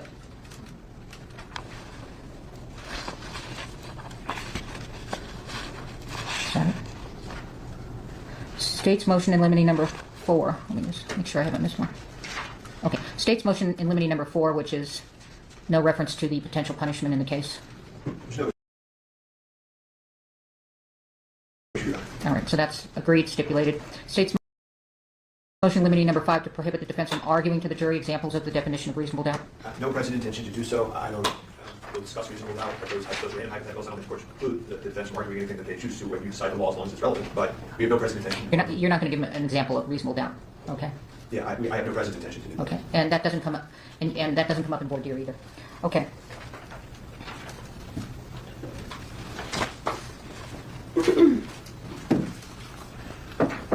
All right, where are we? We've got defendant's motion in limine number 4 to preclude improper expert testimony from lay witnesses. Thank you, Your Honor. The state wants to admit evidence from the camera grip, for example, about how dummies are made, safety standards for armors on set, safety standards for producers, etc., the camera grip. It wants to have the medic testify about the standards for armors on set. This is improper opinion testimony that can only be given by an expert, not by a lay witness. The state cites the State versus Vargas case, Your Honor. They say it's a 2-part test. Part number 1 is, can the lay witness testify about it based on personal observation? Part number 2, can the lay witness rationally connect their personal observation to the opinion testimony? They say they can, because the medic has been on movie sets, it's personal observation. What the state overlooks is that before Vargas states that 2-part test, it actually addresses a third one. That's the third prong of Rule 701, which says a lay witness cannot give testimony if it's within scientific, technical, or specialized knowledge. So Vargas says, testifying about movie standards, safety standards, armor standards, how dummies are made, the things that the camera grip and the medic, they want them to testify about, are within the specialized knowledge of someone on a movie set. As Vargas put it, it has to be only within the common experience and knowledge of a lay person. Now, how do we know that that testimony is not within the common experience and knowledge of a layperson? Because the state says so in its other motions. And I brought my notes up here so I get the language exactly right. In one of its in limine motions, with respect to cumulative expert testimony, that's motion in limine number 8, here's what the state says. Many people, like many jurors, are not at all familiar with safety protocols on movie sets. And many of the state's experts are being called to educate the jury with regard to safe practices in movie sets. On the Jorgensen motion that we just went over, Your Honor, let me read from that one too. Safety bulletins and protocols on the use and handling of firearms on a movie set, as well as movie production requirements to ensure a safe working environment, are not within the average layperson's knowledge. They try to admit Mr. Carpenter's testimony on that too. They say this is specialized knowledge, expert testimony. They try to get experts in on it. But then they try to say it's just lay opinion testimony that the medic can offer, the camera grip can offer. They cannot have it both ways, Your Honor. And in fact, Vargas reversed a conviction when the court allowed that evidence. That was a police detective who was allowed to testify about his experience with a stun gun, how it was used, how it was made, etc. And the court allowed that at the trial level. The defendant said that's lay opinion testimony. That doesn't satisfy that third prong. It has to be tested under Rule 702. The appellate court said, you're right, reverse conviction. That was an expert testifying because the average and common experience is not that of a detective. And so it had to go through the gateway of 702. The state has not offered, has not disclosed Ms. Schaefer, Mr. Looper, or any of the other witnesses on this set as expert witnesses. They never made that expert disclosure. And to the extent they did, we would have obviously filed an eliminate motion to exclude them as experts. They weren't offered as ones. We filed it this way, as experts, because the medic doesn't have the expertise to testify about armor standards, or the camera grip doesn't have the expertise to testify about movie production requirements. We just went through that with Jorgensen. And so this is lay opinion testimony that violates Rule 701, that has not been offered under 702 or met the guidelines of 702, and therefore any witness that they want to testify about any issue outside of what they've observed on Rust, what they saw in other movie sets, what armors do on other movie sets, what actors do on other movie sets, is improper opinion testimony that should be excluded when it's offered by these lay witnesses. Thank you, Your Honor.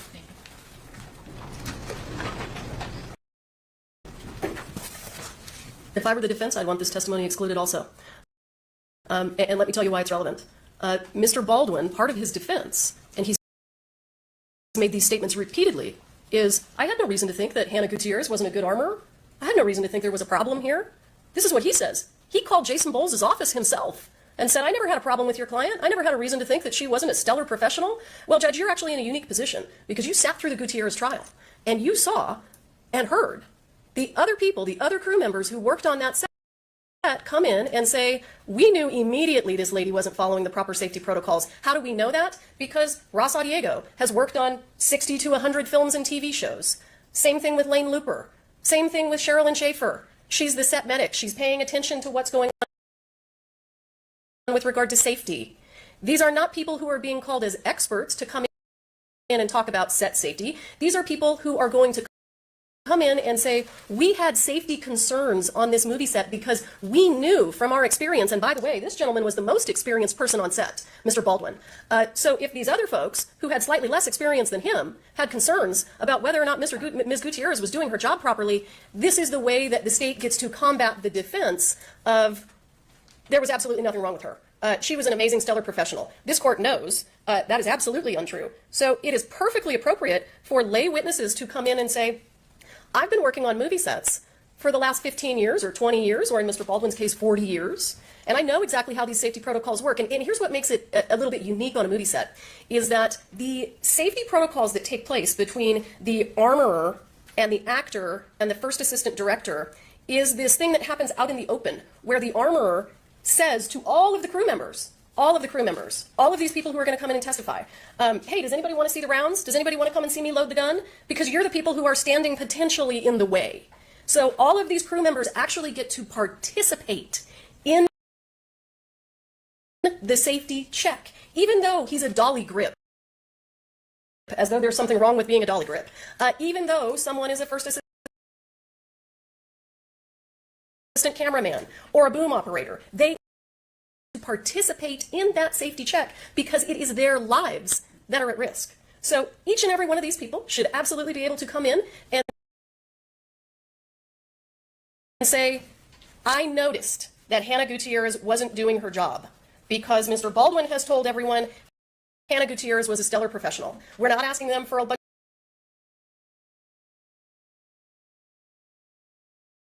of technical knowledge. Absolutely, I will tell the court, I am not asking any of these witnesses to come in and talk about the difference between dummy rounds and blank rounds. Absolutely not.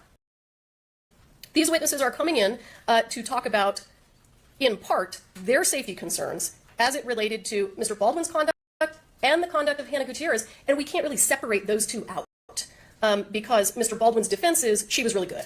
I would also point the court to this is Farner versus, I don't know if I'm going to pronounce this correctly, Pakar. This is a federal case, 562 Fed 2nd 518. The admission of the lay witness's opinion that the Pakar suspension system was improperly designed due to its failure to incorporate the safety change was affirmed by the Court of Appeals. Much like the federal courts have allowed lay opinion testimony based on the witness's particular knowledge gained from their employment experiences, keeping in mind this is their place, so too should this court. There's a case right on point. Thank you. A few issues, Your Honor. I'll talk about the cases first, and we'll go back to what Ms. Morrissey said she's going to try to use these witnesses for, and that's expert testimony. The Farner case, it's a design defect case. Farner was driving a truck. The truck suspension failed. There's an accident. Someone died. His widow, he did, and the person in the passenger seat. His widow sued the company that built the truck. She got a person who had driven, his name was Curtis, driven the same exact truck before, not the same one in the accident, but the same exact make, model, etc. And he said, I drove that same truck. And you fix that design defect by wrapping these chains around the suspension. It was a design defect case where the question was, is that design defect fixable? This was an expert testimony. This was fact testimony. The same with the other cases. The Kate Cites, the Valencia case, the Munoz case. Those are cases where the people worked at the company that was at issue in the fraud. And they were asked about that very company when you worked there at the company. What'd you experience? What'd you see? That's relevant to the fraud. They didn't come in and say, I worked at some totally different company. In my experience at that different company, I'm going to apply it here. That's not at all what happened in that case. This case is Vargas, based on the experience that these witnesses had in other movies. Ms. Morrissey told you they want to say, I've been involved in 40 movies before, and applying my experience there to this one, these are the safety problems I had. Even though there's A, that's expert testimony, because it falls right under that third prong. And number two, it is testimony that they are not qualified to give. There's nothing wrong with being a camera grip, Your Honor. There's something wrong with being a camera grip and testifying about the safety bulletins for armors. That's exactly what 701 and 702 say, and Vargas says it's reversible to allow it to happen. I have nothing further, Your Honor. Thank you. All right, the court makes the following ruling. A lay witness can testify if rationally based on perception, helpful to clarifying an understanding of the witness's testimony or determining a fact and issue, and is not based on scientific, technical, or other specialized knowledge. Particularized knowledge is acceptable here, although I don't find it here on what they intend to do. Lay witness testimony of what they observed on set, providing that it's relevant, as compared to what they saw on other sets, makes a fact more probable than it would be without this evidence, and the fact is of consequence in determining the action, that is criminal negligence. It's, they are not going to testify about the safety bulletins. They can only testify about what they observed on set. In this set,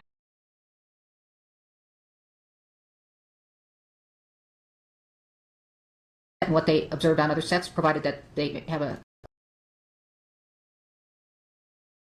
sufficient history to do so. However, again, we're going to have to decide. The last motion, you noted in passing before we vote that issues with respect to lay opinion testimony would raise relevance concerns or relevance issues. And I just wanted to get some guidance on the court from that, because we anticipate, for example, the medic, as I said, camera grip. We also anticipate people testifying that a few of the other actors on set did their own safety checks, even though those actors said they didn't think it to be their duty.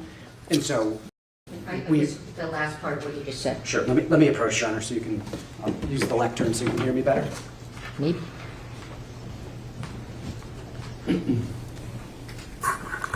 Is that better, Your Honor? Yes. Thank you. And so at the end of the last motion, you noted that issues with respect to lay opinion testimony would raise questions of relevance. And it'd be helpful to get Your Honor's guidance on that, because we anticipate the medic testifying, the camera grip testifying about issues that, for example, were not reported to Mr. Baldwin, so don't go to his state of mind, or certain witnesses testifying about what a few of the other actors did on the set with respect to checking their guns, when those actors themselves said, but it's not an actor's duty.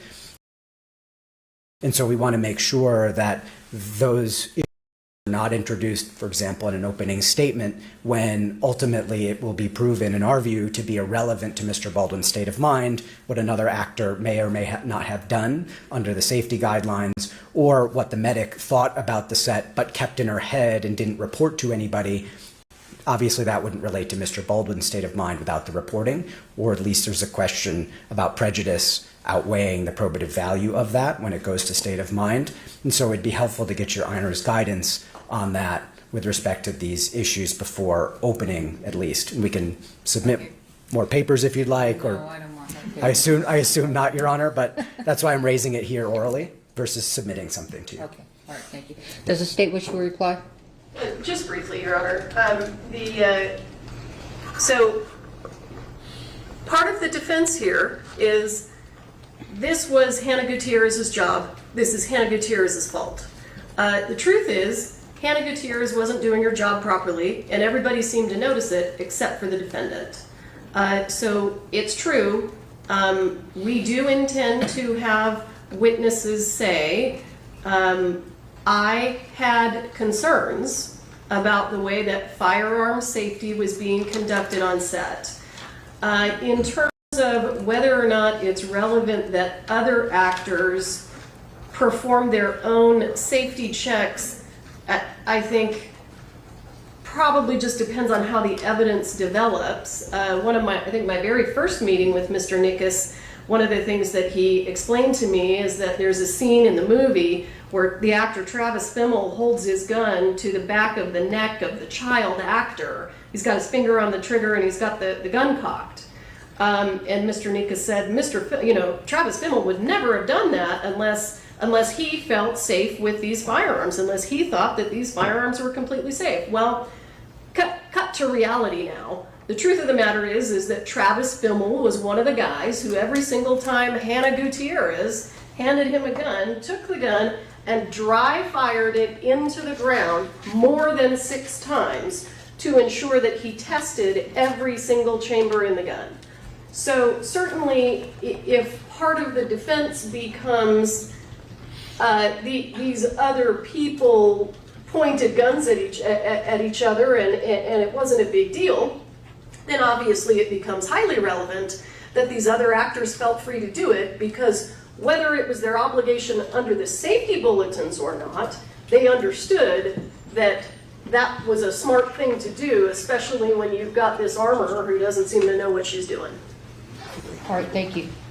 Oh, go ahead, reply. Yeah. Just some clarity, Your Honor, because what I think it would be helpful, both so we can get the court's guidance and so we can understand what kind of case they're putting on, if they give an offer of proof of these issues. Because, for example, if the medic comes in and says,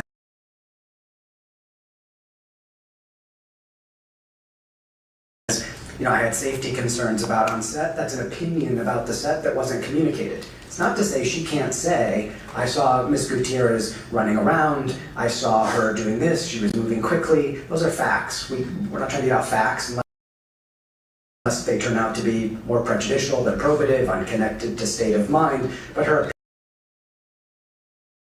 opinion about the safety of the set, that should not be included. That's irrelevant. She doesn't get to do opinion. I already ruled that. Exactly, Your Honor. And so what we just heard from Ms. Morrissey is, well, maybe it's relevant that an actor checked the gun on set in a different way for Mr. Baldwin, or he checked the gun at all. Maybe it's not. And so to actually get guidance from Your Honor so we know what this case looks like when we're going into opening statement, having an offer of proof on these issues, I think will make sure that we don't end up having irrelevant testimony included, that we don't end up in the middle of opening talking about something that the state is or is not going to do with respect to these important evidentiary issues.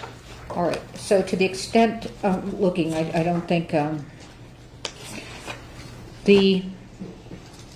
can't remember the people that testified in Hannah Gutierrez, but one was somebody that walked off the job, okay? That's and I think he has a pending... Lane Looper, Your Honor, yes. He did not testify during Gutierrez, Mr. Nichols. Lane Looper walked off the job, Well, but he didn't testify. somebody that was like the head camera guy walked out and looking at Ms. Morrissey because we were in the case. But so if he were to testify that I left the job because of safety concerns, that cannot just it has to be related to what you're trying to prove. So it would have to be related to Hannah Gutierrez.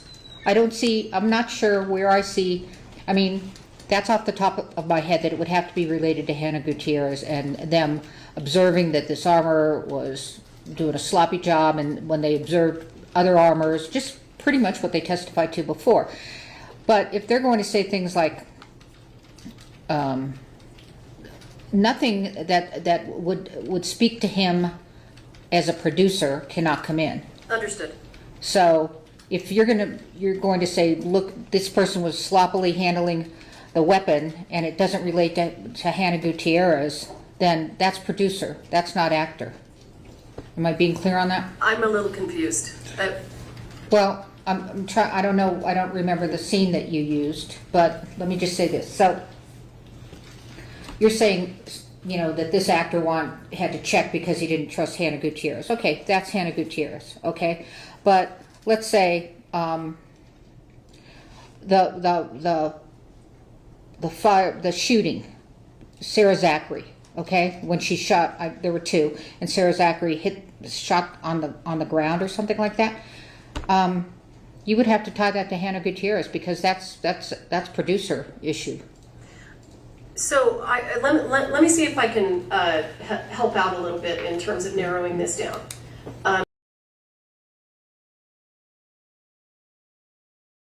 I do not intend to put witnesses on the witness stand and have them say, generally, I felt unsafe on this movie set. I intend to have witnesses say, these are the things that I saw with regard to the handling of firearms that caused me to feel concerned. And in terms of an offer of proof, all Mr. Nickus has to do is just go read the transcripts from the Gutierrez trial that he's been shoving down my throat for the last 5 months, because that's what I'm intending to have the witnesses testify to.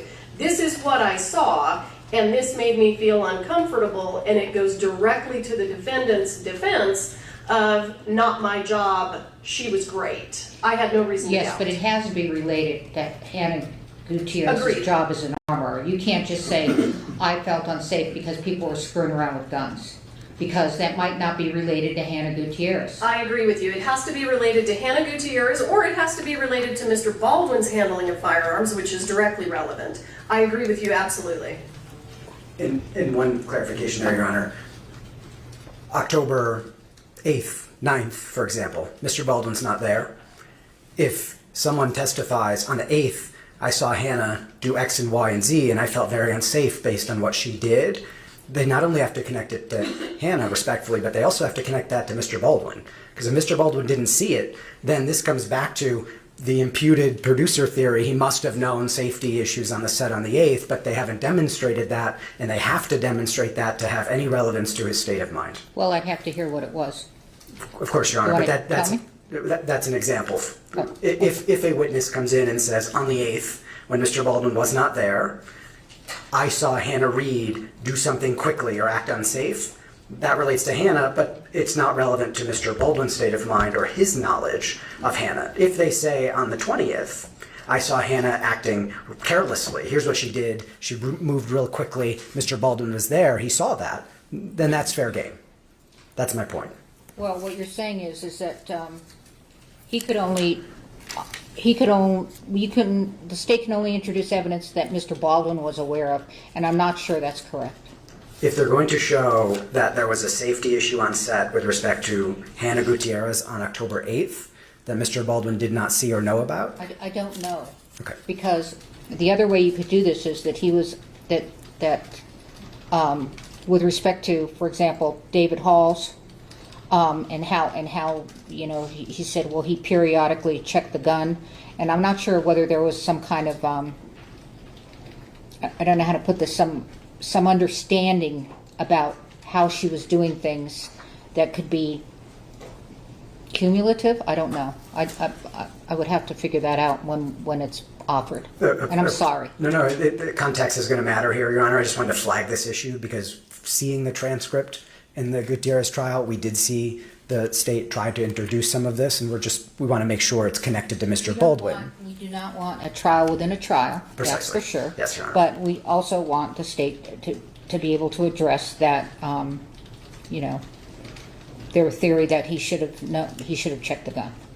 Understood, Your Honor. Okay. Thank you. I hope that was helpful. It was. Okay. And it'll come up, and we'll ask Yes, for more absolutely. guidance when it comes Okay. up more All right. precisely. Okay. I think I probably stand here, Your Honor, right? We've got the next in limine Yes, we do. on Okay. inconsistent statements. Is that right? No. Oh, yes, no. We already did the lay witnesses. This is motion in limine 5, previous contradict the state's, let me use my list. I think that's right, Your Honor.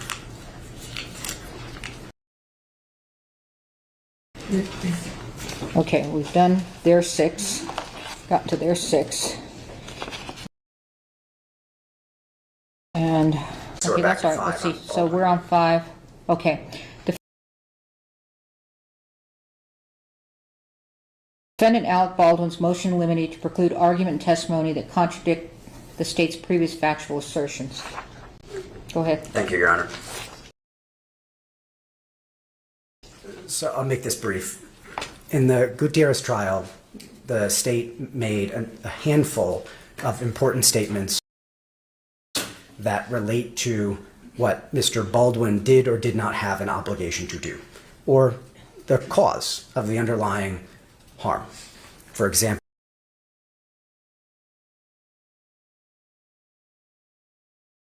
said Hannah Gutierrez Reed is the autonomous decision maker. Or if Hannah Gutierrez Reed had checked the gun again, it wouldn't have made a difference. Or the training or not of Mr. Baldwin with respect to the gun is not why Miss Hutchins died. It's because of Hannah Gutierrez Reed. And so forth and so on. We put them in the brief, Your Honor. Those statements contradict a number of different elements of how the state has argued this case in the past. And we expect that those will contradict how the state intends to present its case this time. 2 things. Number 1, the case law is clear that the obligation of the prosecutor is to pursue the truth and not convictions, if there's a difference between them.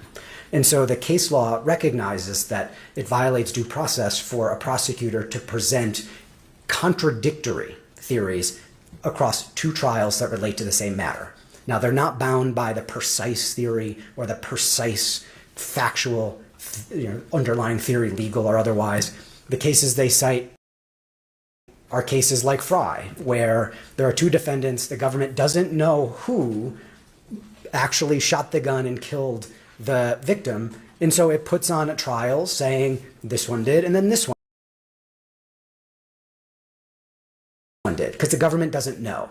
Those aren't internally contradictory. Can I interrupt for a second? Aren't you rehashing what has already been done? We're not, Your Honor, because the case law is clear. We can use those statements as party admissions.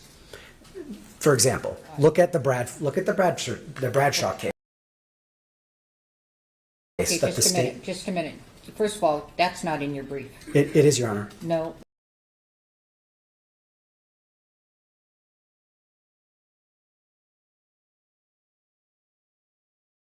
Just a minute. You're not going to be able to argue what Ms. Morris said as a statement of what the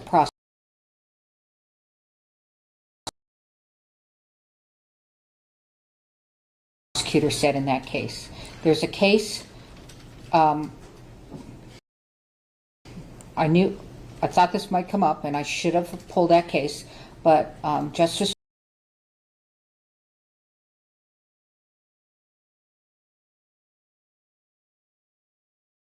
Chavez did it, and it's contrary to U.S. court case or federal court, because it doesn't allow that in. There are two different issues here.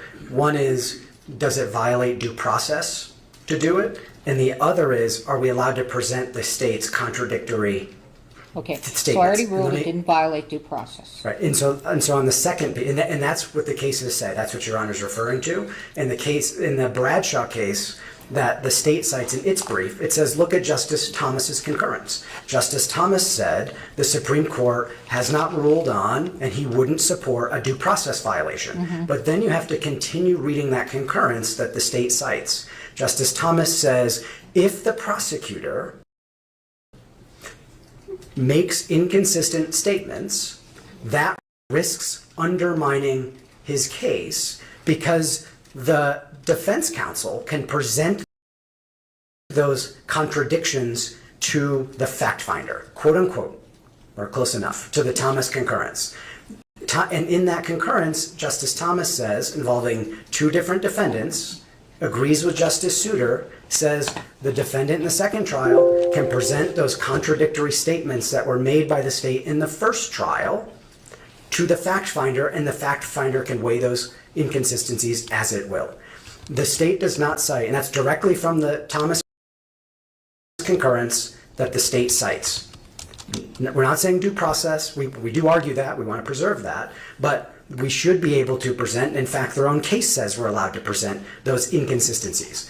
On top of that, the state does not cite a single case, not one, that says we're not allowed to present those contradictions in this case. Not a single case. They say it'd be prejudicial.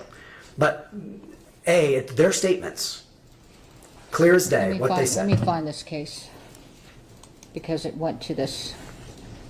But okay, I'm listening. All right. And they say 403. Mm-hmm. But, Your Honor, they don't cite a single case that actually allows them to say X in one trial and then show up in a related trial and say not X or contradicts the X. Then we're allowed to present that. That's their own Thomas concurrence. In the U.S. versus Small case, for example, that talks about 403 and prejudice, says extraordinary remedy. They don't cite a single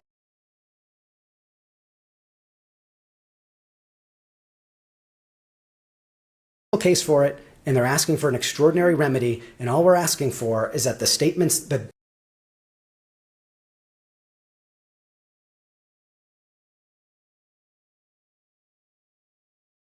this own prosecution made in this court, as an officer of this court, as Justice Thomas says we're allowed to do, present them to the fact finder here. Thank you, Your Honor. All right, thank you. You ready? You want to find the case, please?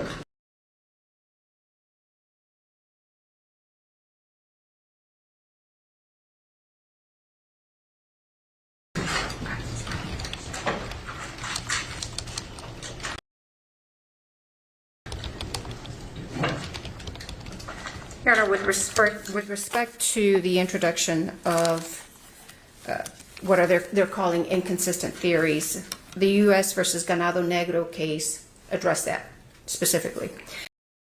Some courts recognize that while due process may prevent the prosecution from presenting inherently factually contradictory theories in different trials, there are those circumstances where there are evidentiary disputes about responsibility for a crime, for example, among several defendants. And in the Ganado Negro case, the court specifically recognized where there are cases where there are multiple defendants, as long as the prosecution doesn't present false evidence or factually facts that are inconsistent, they can present theories that are different. And that's essentially where what the Ganado Negro case held. With regard to the admission of Ms. Morrissey's statements, Your Honor, we would be creating a trial within a trial. We would respectfully ask, now, while the court is correct, federal case law has noted that statements by a prosecutor in previous trials may be admissible as admissions by a party opponent. The state, I would submit to this court, is different, and this court can exclude those statements. This would be essentially Ms. Morrissey having to defend her previous statements. We're going to be doing essentially a trial within a trial, and we'd ask that the court exclude any statements made by Ms. Morrissey. And if I may just have a moment, Your Honor, I think I can pull that case that the court was referencing. But under Ganado Negro, the state should not be bound to the exact same theory of prosecution that it followed in the Gutierrez trial. This is a different trial. The facts are slightly different as they relates to this defendant's culpability. Unless the court has any questions, Your Honor. No, I want to find that. It's not, it can be dispositive on other issues, but I want to find that case. I should have just pulled it.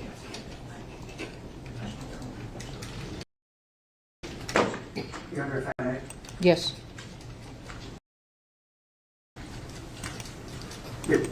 Two things. As a precaution, if Your Honor would like to reserve on the issue, we can take a look at the case. You can hear a few minutes of additional argument after we've read it. That might be prudent, respectfully. Mm-hmm. Number two, you heard Ms. Johnson say, it's going to be a trial within a trial. It's 3 statements, 4 statements. The state made them. You just heard her say that the case law allows us to introduce the contradiction. She didn't cite a single case saying otherwise. They've admitted that. Due process aside, that's the Garnegro case that she cites. If they want to present an inconsistent theory, then obviously we reserve and preserve the due process issue. But if they want to raise an inconsistent theory, then by all means, Justice Thomas says they can do that in his view. But you're allowed to show that it's a contradiction from what they said before. All right, thank you. Well, that doesn't mean the court has to.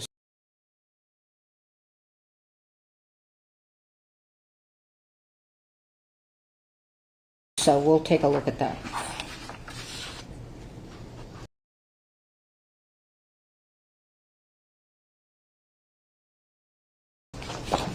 We're having a rough time with internet at the moment. Sorry about that. Breaks Find that. It coming was up soon. Justice Chavez. All right.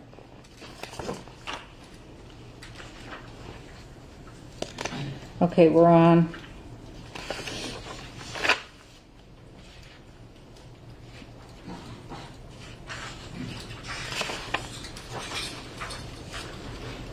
Steve.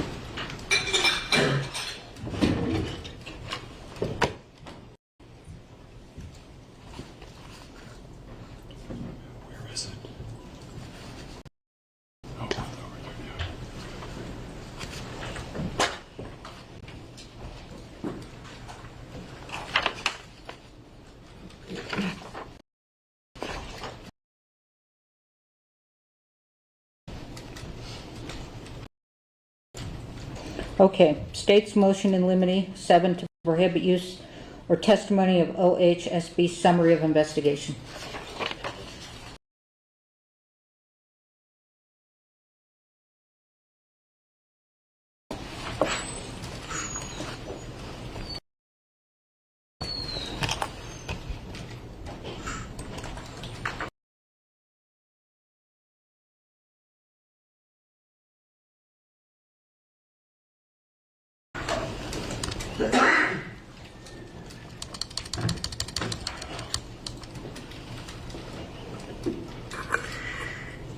We have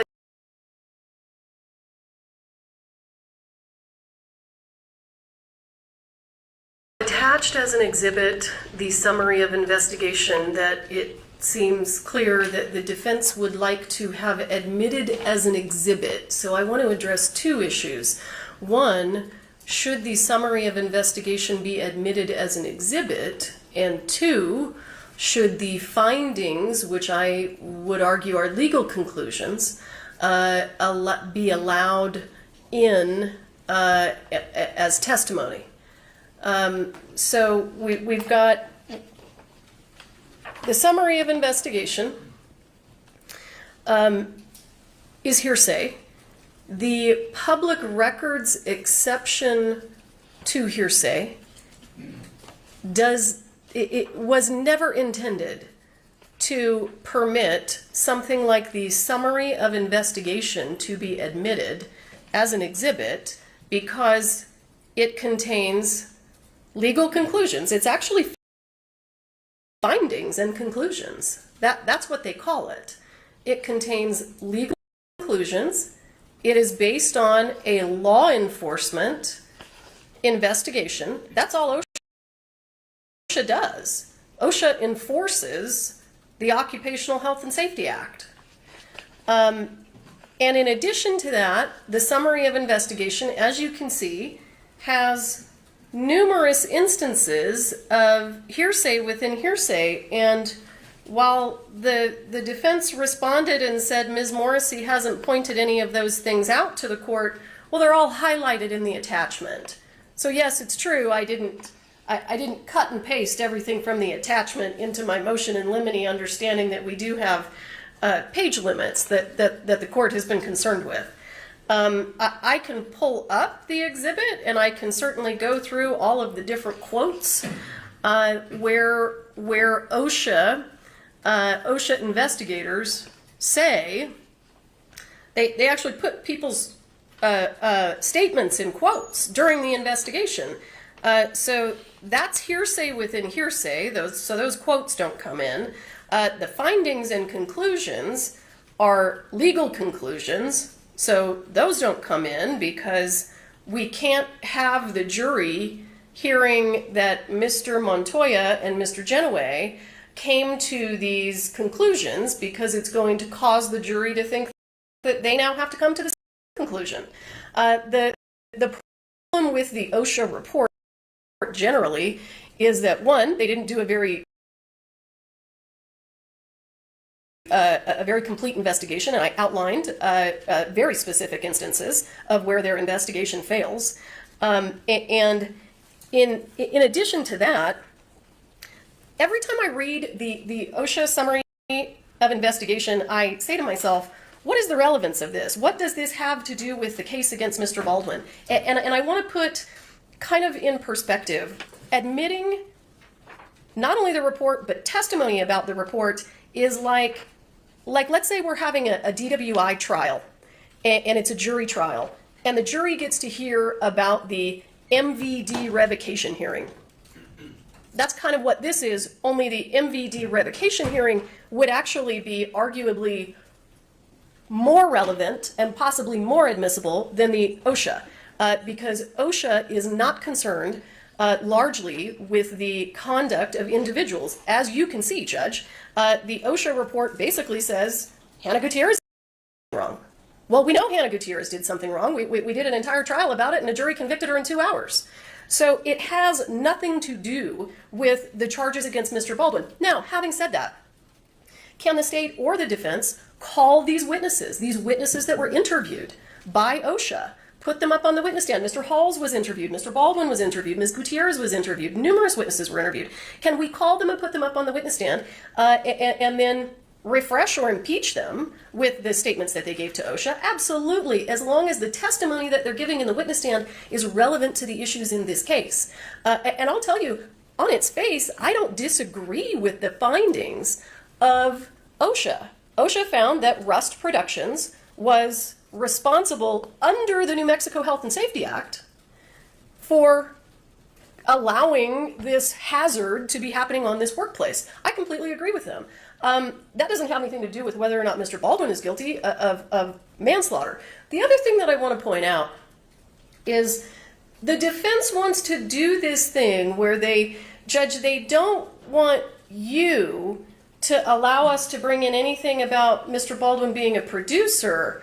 But what's critical about the OSHA report is the OSHA report says it was the fault of the bosses. It was the fault of the producers.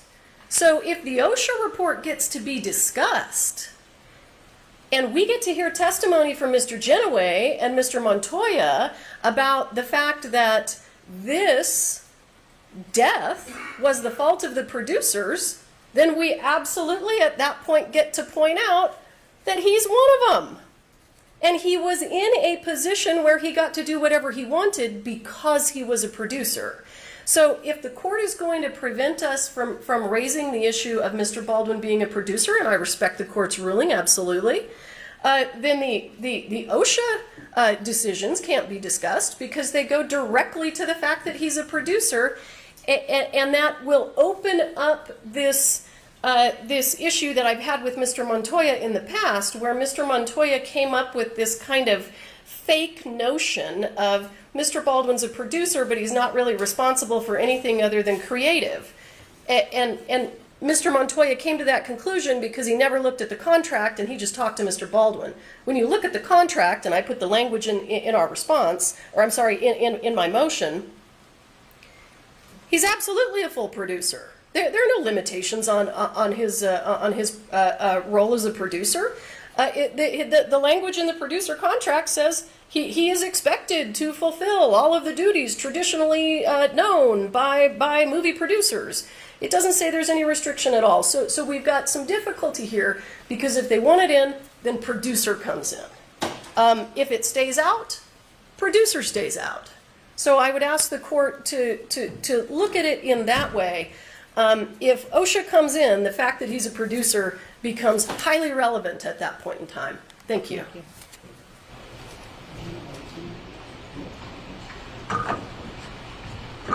Three quick points, Your Honor. Number one, we've cited cases saying it's admissible. 8038C says if it's a criminal case, there's a factual finding, and it's a legally authorized report, it comes in under the hearsay exception. We've cited cases on that. Number two, Jorgensen, their expert witness who's going to testify under Your Honor's ruling as to the safety. He's not an expert witness. Jorgensen? No, he's going to just testify about the guidelines. He doesn't get to provide an opinion. Your Honor, Jorgensen has no factual knowledge of the rest set. What he... Wait a second. Jorgensen is the guy with the SAY guidelines, right? That's right. So I rule that he gets to testify about the SAY guidelines, but he doesn't get to provide an opinion about the safety. Correct, Your Honor. And one of the issues is that, and we may use it or we may not, but when he was asked at his pretrial interview, what did you do to prepare for giving your opinion? He said, well, I didn't talk to anybody, some hearsay. I read the OSHA report a lot because he's an OSHA guy. That's his background. And so to the extent we think it's necessary to raise that, then that would be the limited context. And so ultimately, because it's admissible and because it may relate to their witness, we may have to raise it. And so that's the context in which it could come up. Number three, just for clarity, the report didn't say the producers are responsible. It said Rest Productions LLC, that's one person's company, is the employer, and the employer, not Alec Baldwin, the employer is the one that is being fined under that report. And so there's a very big difference between saying Russ Productions is responsible for violating these OSHA rules and saying that Alec Baldwin is a producer and he had a contract with Russ Productions and therefore he's responsible. That's not all what the report said. So these are not linked in the way that Ms. Morrissey described. Nothing further, Your Honor. No, Your Honor. Okay, court makes the following ruling. I already ruled that producer liability or whatever does not come in. So this OSHA report is specifically prepared by OSHA to go in and investigate whether the employer had any responsibility, and they were in fact fined. If that testimony comes in by oral and including written, then you have opened the door to producer. And with respect to you saying that the only reason why we may bring it up is because Jorgensen may mention it, Jorgensen's not going to mention it because I already said only safety guidelines. Okay? Thank you, Your All Honor. right. Okay, so that's granted. I want to keep track of my omnibus order.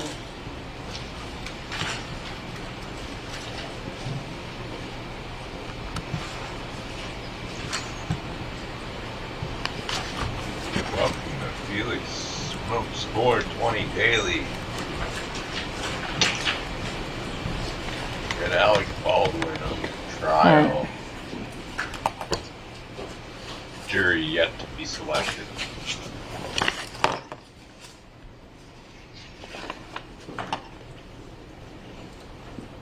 Defendant Alec Baldwin's motion in limine to preclude argument, evidence, and testimony regarding the victim. Thank you, Your Honor.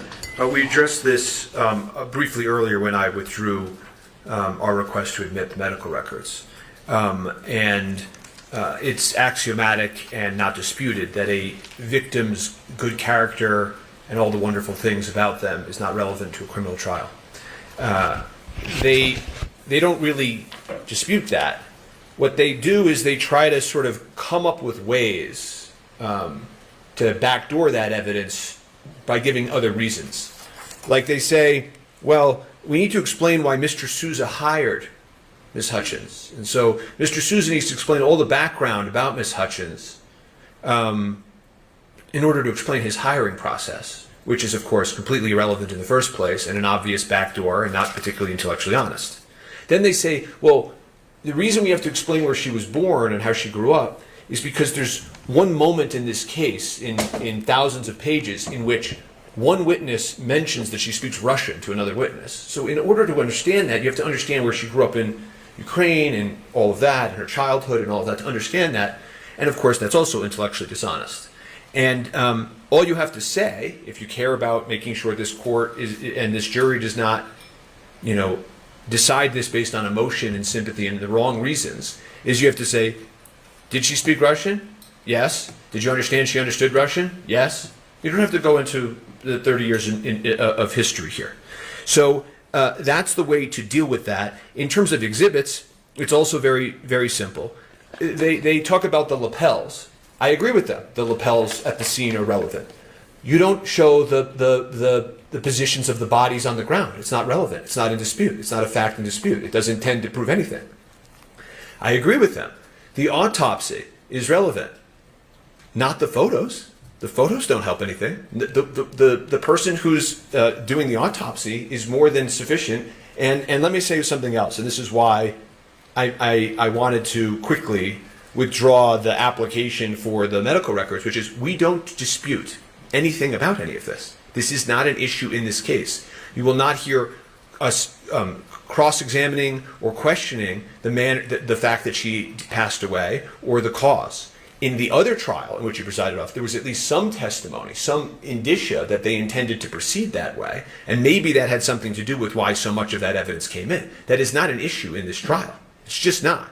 And so every single time that evidence comes in, it's wholly irrelevant because I've just told the court we're not making an issue of it, and it's extremely prejudicial. It is the most extreme possible weighing of the scales that one could ever have, because it is completely irrelevant, because I'm saying, I agree, she passed away because of this. So And their real reasons for doing this is obviously exposed. Okay, so you're sort of combining everything. Why don't you go through each one that you identified? Sure. The character of the deceased victims I just did.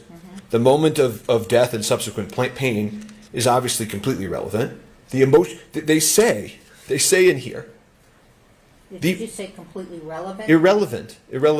They say that the reason that they're eliciting it is to bolster witness credibility. That is a per se improper reason. They say that they say evidence is relevant and it explains a witness's conduct and bolsters. They're using emotional sympathy, drama of something to bolster a witness's credibility. The fact that she suffered might be irrelevant or admissible in a wrongful death case. It's not in a homicide case. It's nothing to do with it. Nothing.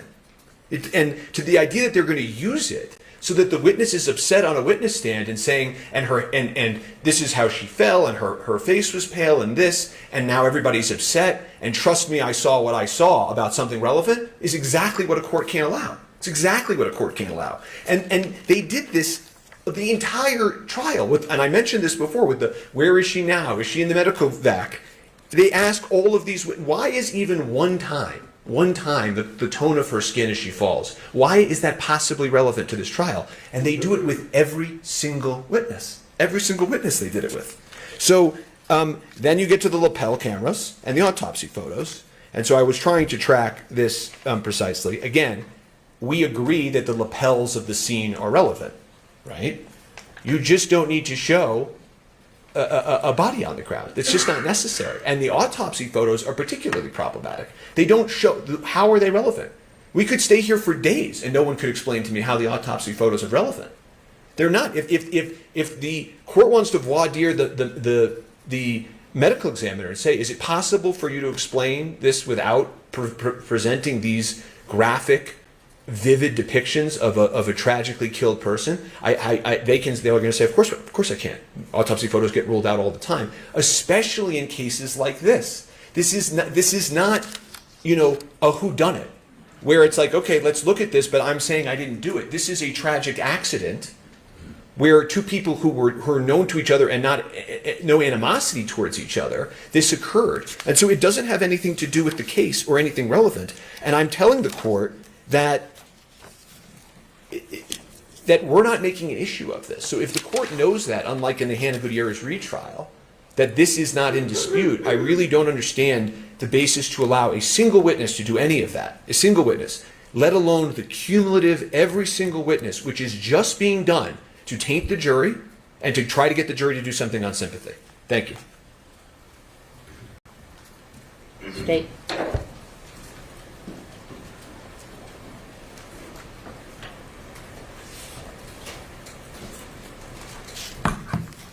The state has no intention of presenting evidence related to Ms. Hutchins' childhood.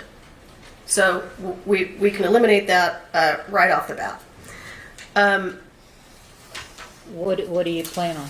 Well, we believe that there is limited testimony from Mr. Souza that's appropriate because jurors don't know how the film industry works. He should be able to take the witness stand and say, as the director, I got to pick my director of photography. Here's what the director of photography does. These are the reasons I picked this person. We're not going to have him talk about, she's an honest person. She's an amazing mother. She's an amazing wife. None of that's coming in.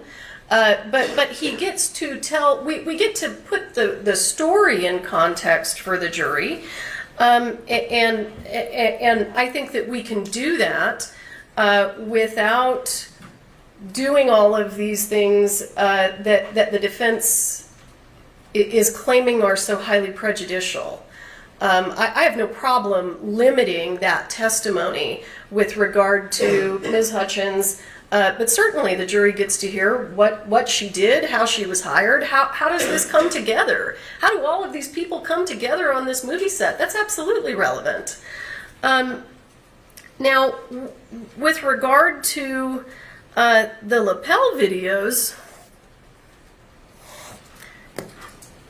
the defense says, we think the lapel videos are relevant, but we just don't want the jury to see the human part of it. And that's kind of hard for the state because we kind of have to prove that a human being was killed.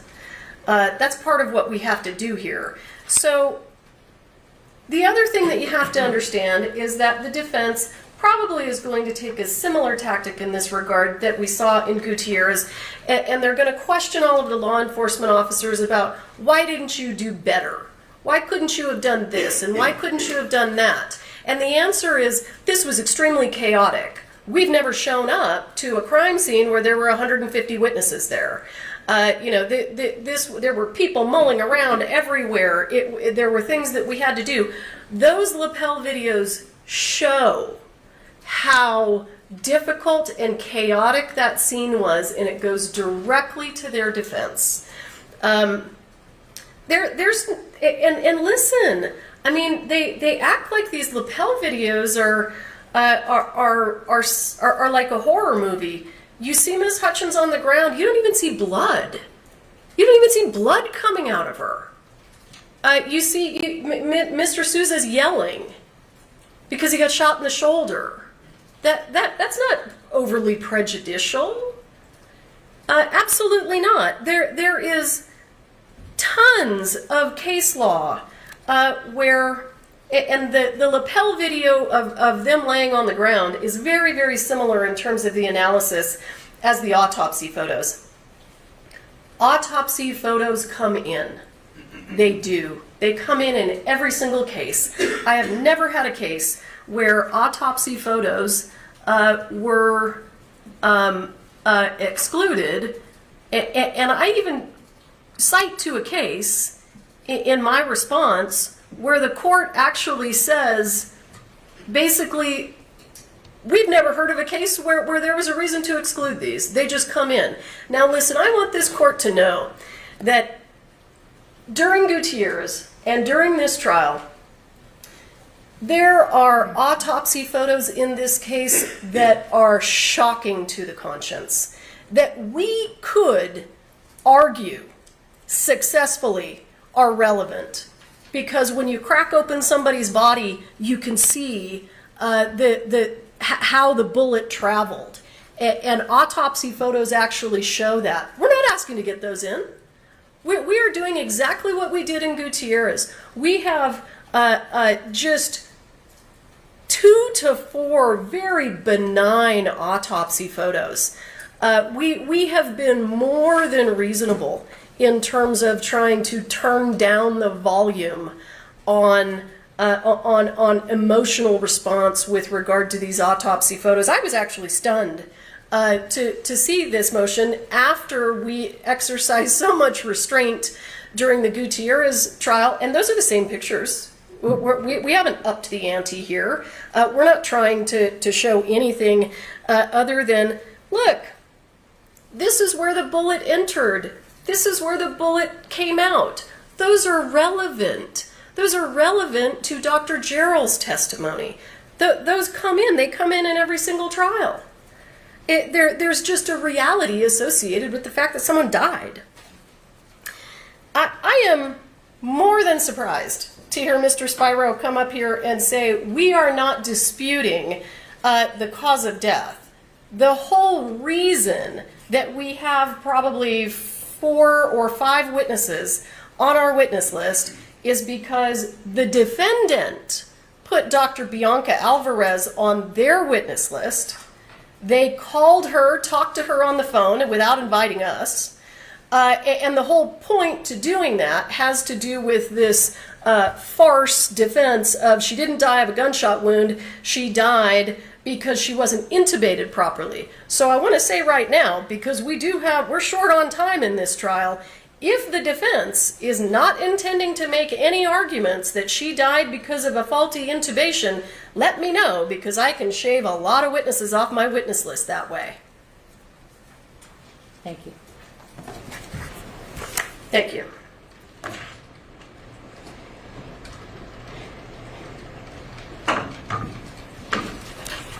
State did not address even slightly in either their motion papers, in the Hannah Gutierrez retrial, or in that response, anything about how ashen she is or how the moments happen after matter. They don't. They didn't address it in their papers. They didn't just address it now, right? So I just want to make sure that the court, as the court was well to point out to me, demark these issues. They have not addressed that. There is no dispute that that's not possibly relevant to talk about how the person was dying and what their skin looked like and their breathing. It's just not relevant. They then go into this, how Mr. Sousa selected her to understand the film industry working. I mean, Your Honor, it's like they don't ask a single other witness, right? Well, how did you get hired, and why did you get hired, right? I mean, so I'm sure that the court sees through this. If somebody were to say to me, this is the one question and answer, and there was an offer to proof, I'm sure we could work this out. But how can I possibly trust this process if we don't hear that exactly because of what I've seen? And then I'll just deal with the autopsy photos. Again, we're stipulating to identity and that she's deceased, and that we're not saying that some other causal factor killed her. So this makes the balancing test very, very easy. That doesn't happen in every homicide case, right? And also, I don't say these things in front of juries, but I actually prosecuted homicide cases. No, and often there is a discussion over, they don't always come in, and often there is this thing where sometimes prosecutors want to put them in to gin up the jury, and judges make calls all the time that it's just not necessary.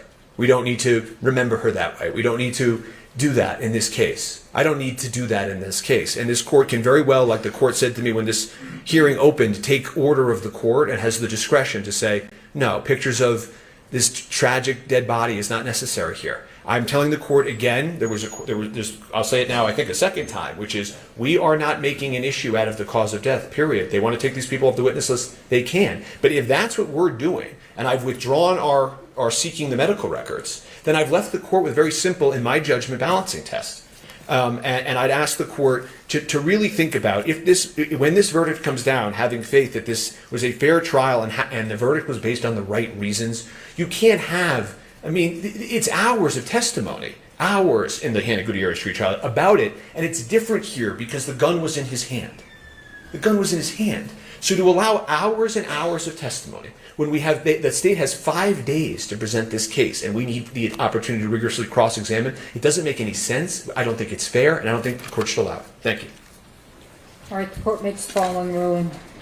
All right, with respect to the character of deceased of the deceased, certainly if Mr. Baldwin was going to get up, you'd want to go, how did you come about getting this this job, so to speak?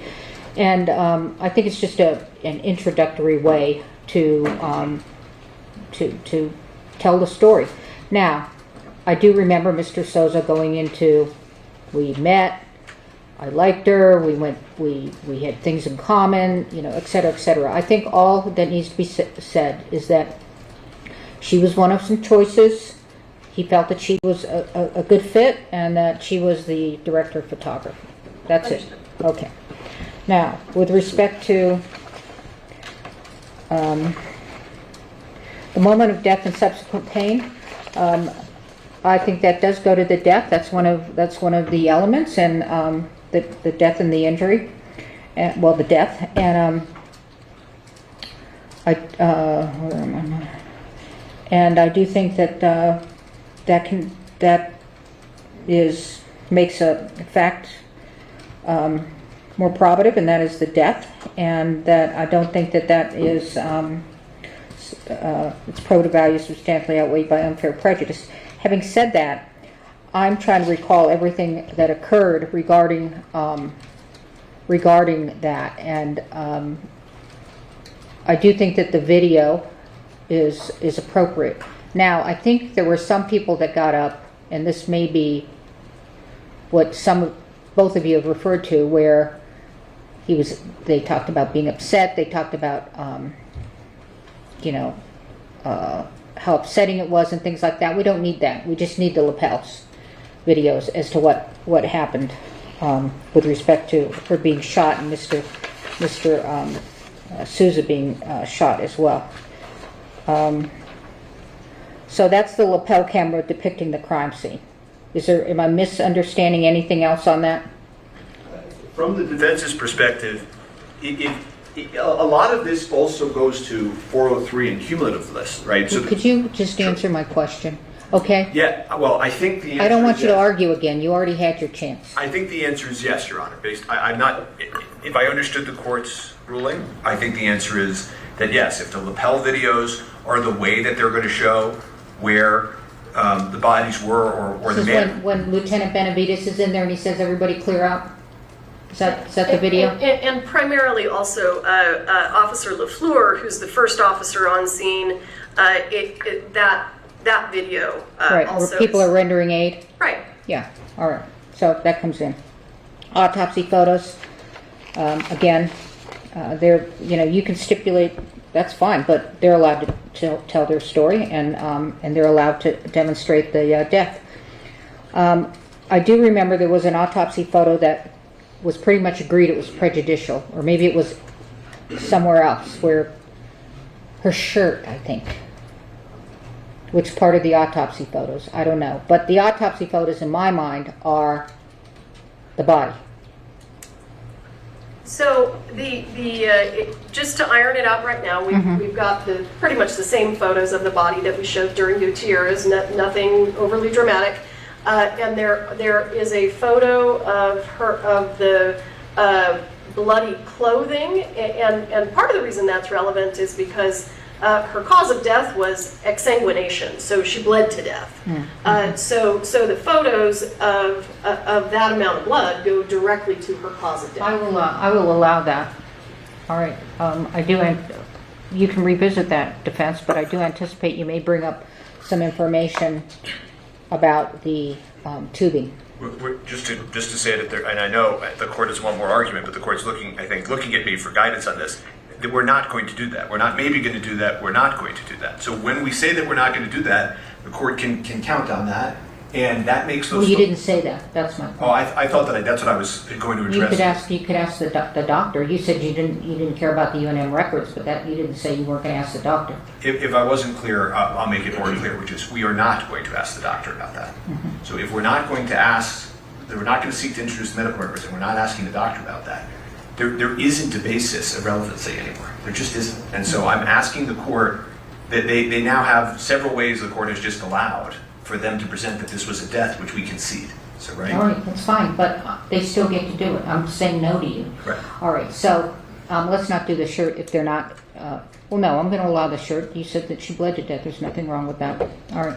And I'm gonna start calling off witnesses then to testify that she was correctly intubated. Are we clear that the defense is not going to raise that issue?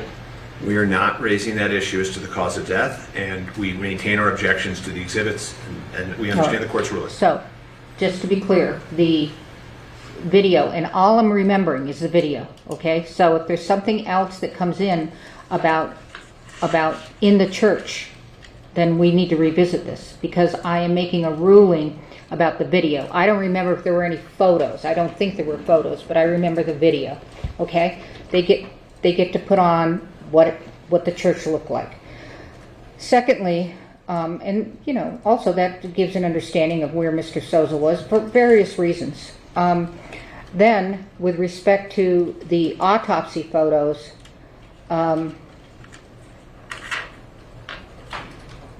I'm not sure whether that shirt is more prejudicial than probative. You can get out that she bled to death in different ways. I'm not sure that that's necessary.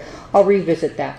Okay, and what I can do, Judge, if it helps, I can email copies of the photos to you so you can look at them. I mean, but Dr. Gerald isn't scheduled, the photos come in through Dr. Gerald, and she's not scheduled to testify until the end of our case. I don't want to revisit the autopsy body photos. No, I hear you. I can send you, and I apologize, I understand why I just got my wires crossed. Some of the photos of the bloody clothes were taken by OMI. So what I can do is I can email to you, and of course CC the defense, those photos of bloody clothing so that you can look at them and you can make a determination long before the witness ever takes the witness stand, what's appropriate and what isn't. Understanding autopsy is something different, you've already ruled on that. All right, thank you for that. Your Honor. If we may go back to the state's motion, defendant's motion on limine number 5, I found the case that the court was referencing. Okay, what is it? It's State versus Montoya. It's 2016 Westlaw 36-39984. It is a Justice Chavez opinion, and the issue begins in at paragraph 42 and 44, where the court did not allow the defense to introduce the prosecution's opening statements or statements during opening in a previous trial. There's two State versus Montoya's. Yes, Your Honor. This one is it's a Westlaw site. Oh, I see. Okay. It's 2016 36399. Oh, sorry, I just lost it. Let me go back. So it's 2016 Westlaw 36-39984, and it's Justice Chavez opinion. And Your Honor, we can take a look at that in the break as well and give you our views, if we may. Mm-hmm. Thank you. Just wanted to see if it was the one I remember. Okay.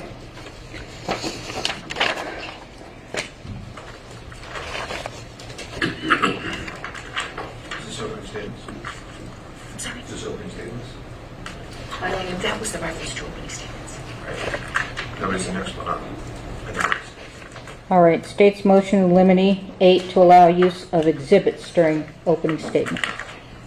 Your Honor, we don't have I think there's a way to shortcut this, which is that as long as the defense can also put in exhibits and the court will, if there's any issue between the two sides, address those one or two issues. I'm hoping that there's not.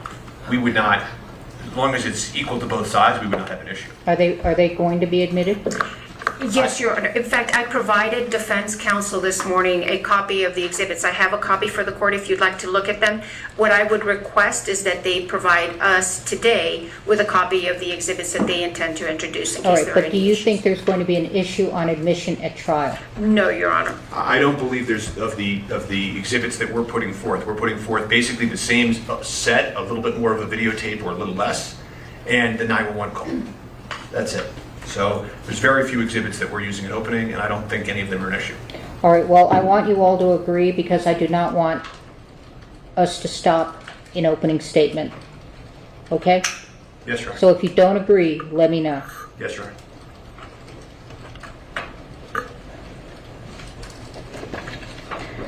All right. Defendant Alec Baldwin's motion in limine to preclude argument, testimony, and evidence related to the incident from the Crow.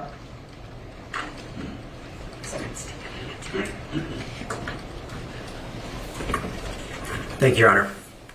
We move to exclude the state presenting evidence of what happened on the Crow as evidence of Mr. Baldwin's state of mind here. The state has said it will not present evidence of what happened on the Crow, but what the state did say is it intends to address and present the theory essentially from the Crow that blanks can kill. Mr. Baldwin knew that, and therefore he's responsible for having the criminal state of mind necessary to prove involuntary manslaughter here.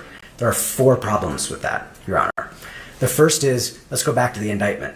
The indictment says that Mr. Baldwin is being charged because it was foreseeable to him that if he didn't check the gun for live ammunition, it says nothing about blanks, not a single word, then his use of the gun by pointing it and pulling the trigger, they allege, could cause significant risk of harm to human life.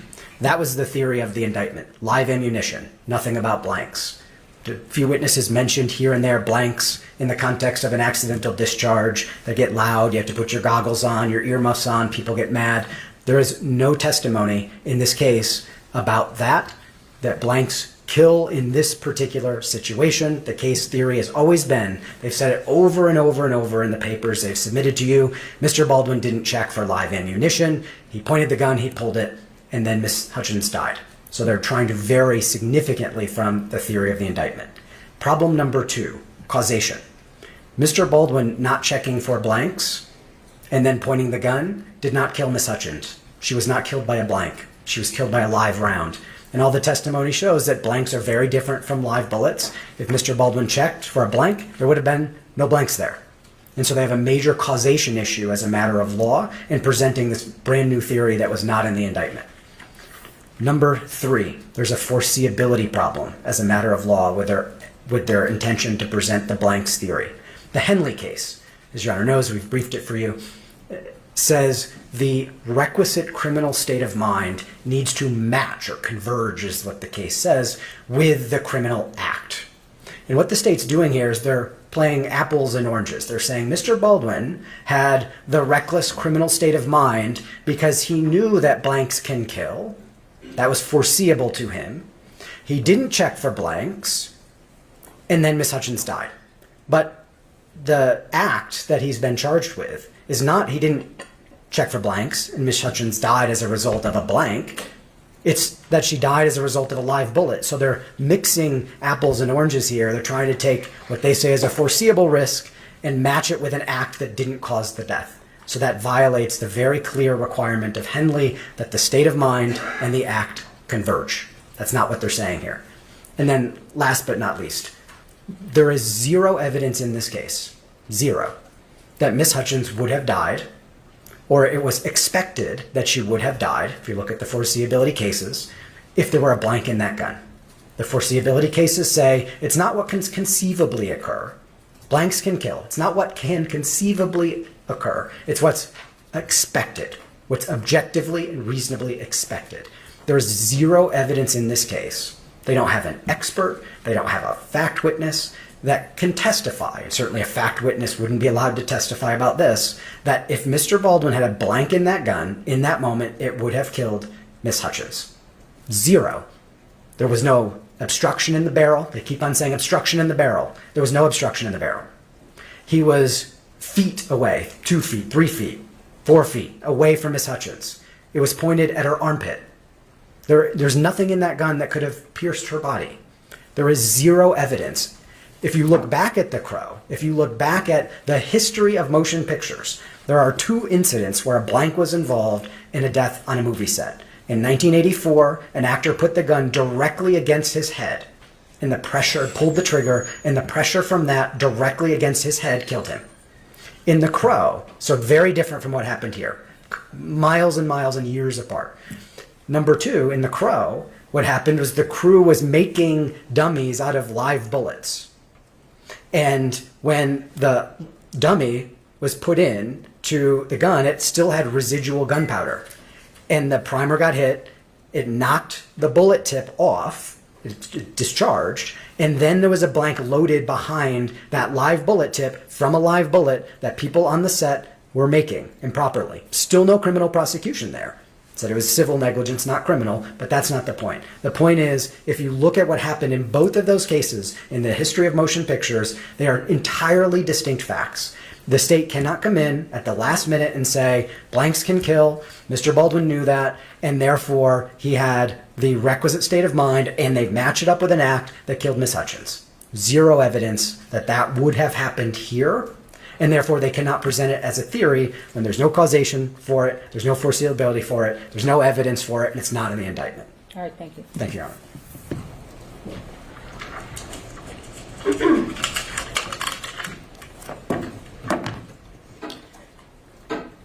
I'm looking at the indictment that was filed in this case. I don't see anything that says live round. I have it right in front of me. So I'm not exactly sure what Mr. Nickus means when he says if you look at the indictment, he was indicted for that. I'm looking at the indictment, it doesn't say anything about that. So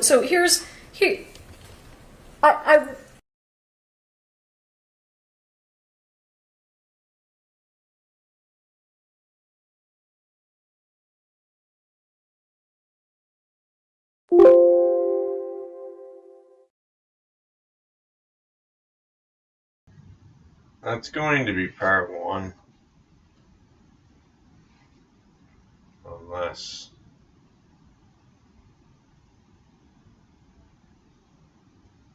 it comes back. I want to try on occasion to agree with the defense. I want to try to come together. The issue of do we want to have witnesses testify about what happened on the set of The Crow? No, of course not. I intend to present absolutely no testimony. with regard to, I expect no witness to say the crow. But here's why this is relevant. The entire defense is Mr. Baldwin had no reason to believe that there was a live round on set. Well, Is it on set or in the gun? I think they've argued both. They've argued that he had no reason to believe that there was a live round on set, that he had no reason to believe that there was a live round in the gun. And here's what they're going to argue. They're going to say this gun is completely inert. He should be able to treat it like a toy because everything is completely safe. Yeah, but the problem is that these safety bulletins and these rules that the defendant failed to follow were created because real guns on movie sets are dangerous. That's the whole reason they were created. And one of the ways that we know that they're dangerous is because if you combine a blank with a barrel obstruction, you can kill someone. It's not what Mr. Nickus said, that there's no reason to think that it would have killed anyone. It would have killed her if there was a blank and a barrel obstruction. I agree with him that that's not what happened in this case. But the point is, real guns are dangerous. The SAG safety bulletin from the Screen Actors Guild says blanks can kill, underlined, bold, exclamation marks. Mr. Baldwin's state of mind is what's critical in this case, and Mr. Baldwin understood real guns on movie sets. Even best case scenario for him, we imagine that there's no chance that there could be a live round on set. He still knows they're dangerous, and he understands that the rules exist because they're dangerous. The rules that say, don't point it at anyone, keep your finger off the trigger. Those are all the things that were designed because real guns on movie sets, even if there's not a live round, can kill people. Mr. Nickus can stand up here and say blanks don't kill people. They certainly do kill people. And the Screen Actors Guild Safety Bulletin says blanks can kill. So the problem is that the defense theory is this was a completely inert gun. And the only thing that made it a problem was the fact that there was a live round in it. And that's simply not true. And it goes to Mr. Baldwin's state of mind. It goes to exactly what the state has to prove, which is that he knew or should have known of the risk when he pointed the gun at someone, cocked it, and pulled the trigger, live round or not. He understood that risk. That's what we have to prove, and that's what we're going to prove. Well, it was in the grand jury hearing that the indictment doesn't say it, but Sure. you did to get the true bill. You talked about live ammunition in a gun. Sure, absolutely, and that's certainly a part of this case, and I don't want to pretend that it isn't.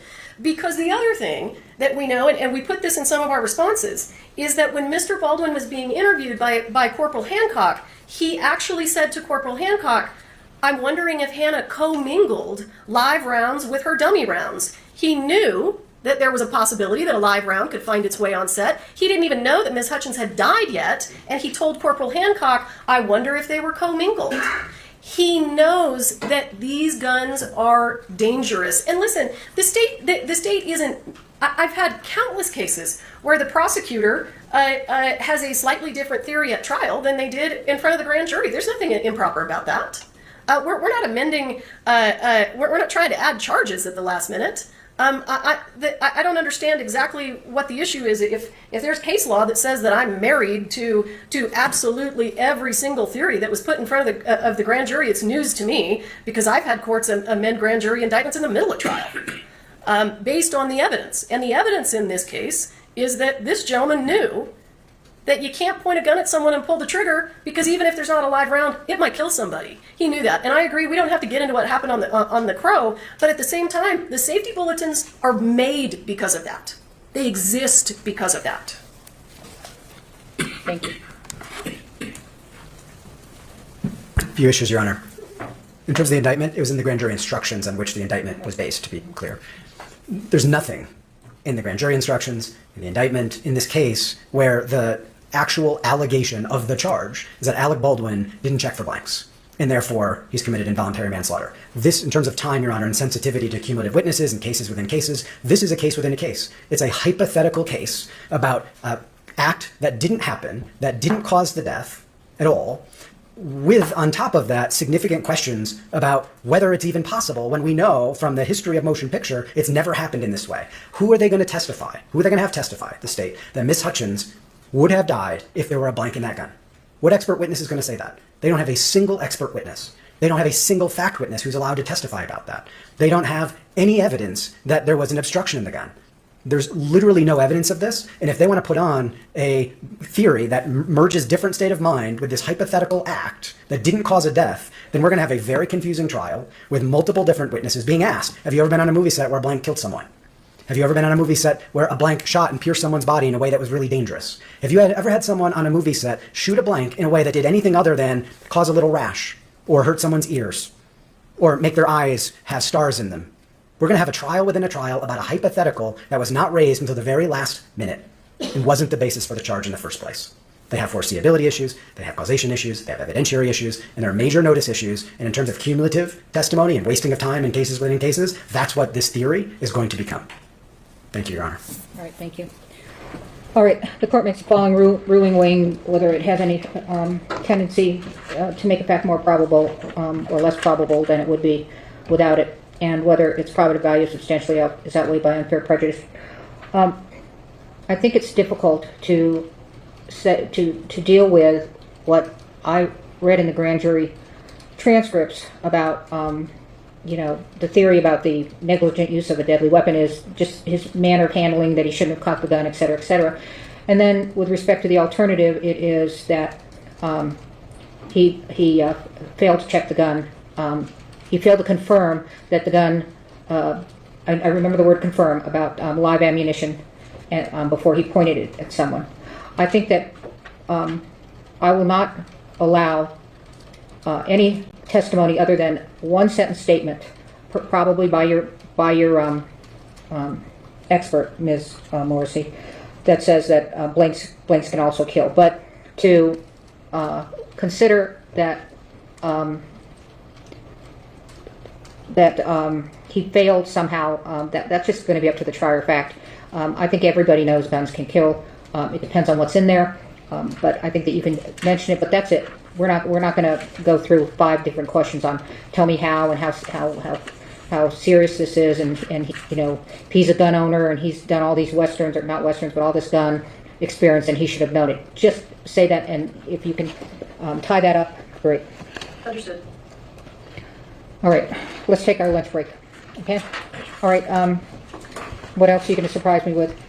Exhibits? What are you going to do? I mean, because maybe we can have an hour lunch. I want a real exhibit list from the defense that doesn't list every piece of evidence.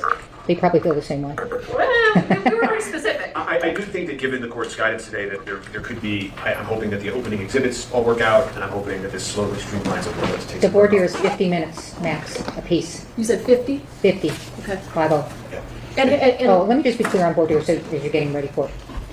Questions. I know I'm looking at you, but he's standing. Questions, not just keep standing. All right, no, okay, you can sit down. Okay, questions, not your theory, your hi, how are you, questions, okay? And the issue is fair and impartial, okay?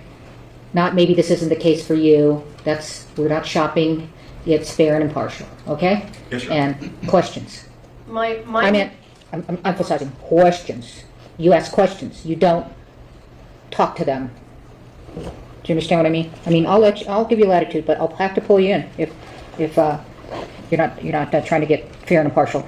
I'm just wondering, in terms of what sent us into individual voir dire during. I'm not going to do individual voir dire. Okay. I think this is different. And I'm just. I'll hear you out. Okay, I'm sorry to interrupt you. No, and listen, it may not turn out to be an issue, but my only concern is if we start to have potential jurors who say, I don't think that I've seen in the press that he didn't know that the gun was loaded, and I don't think that he should be prosecuted.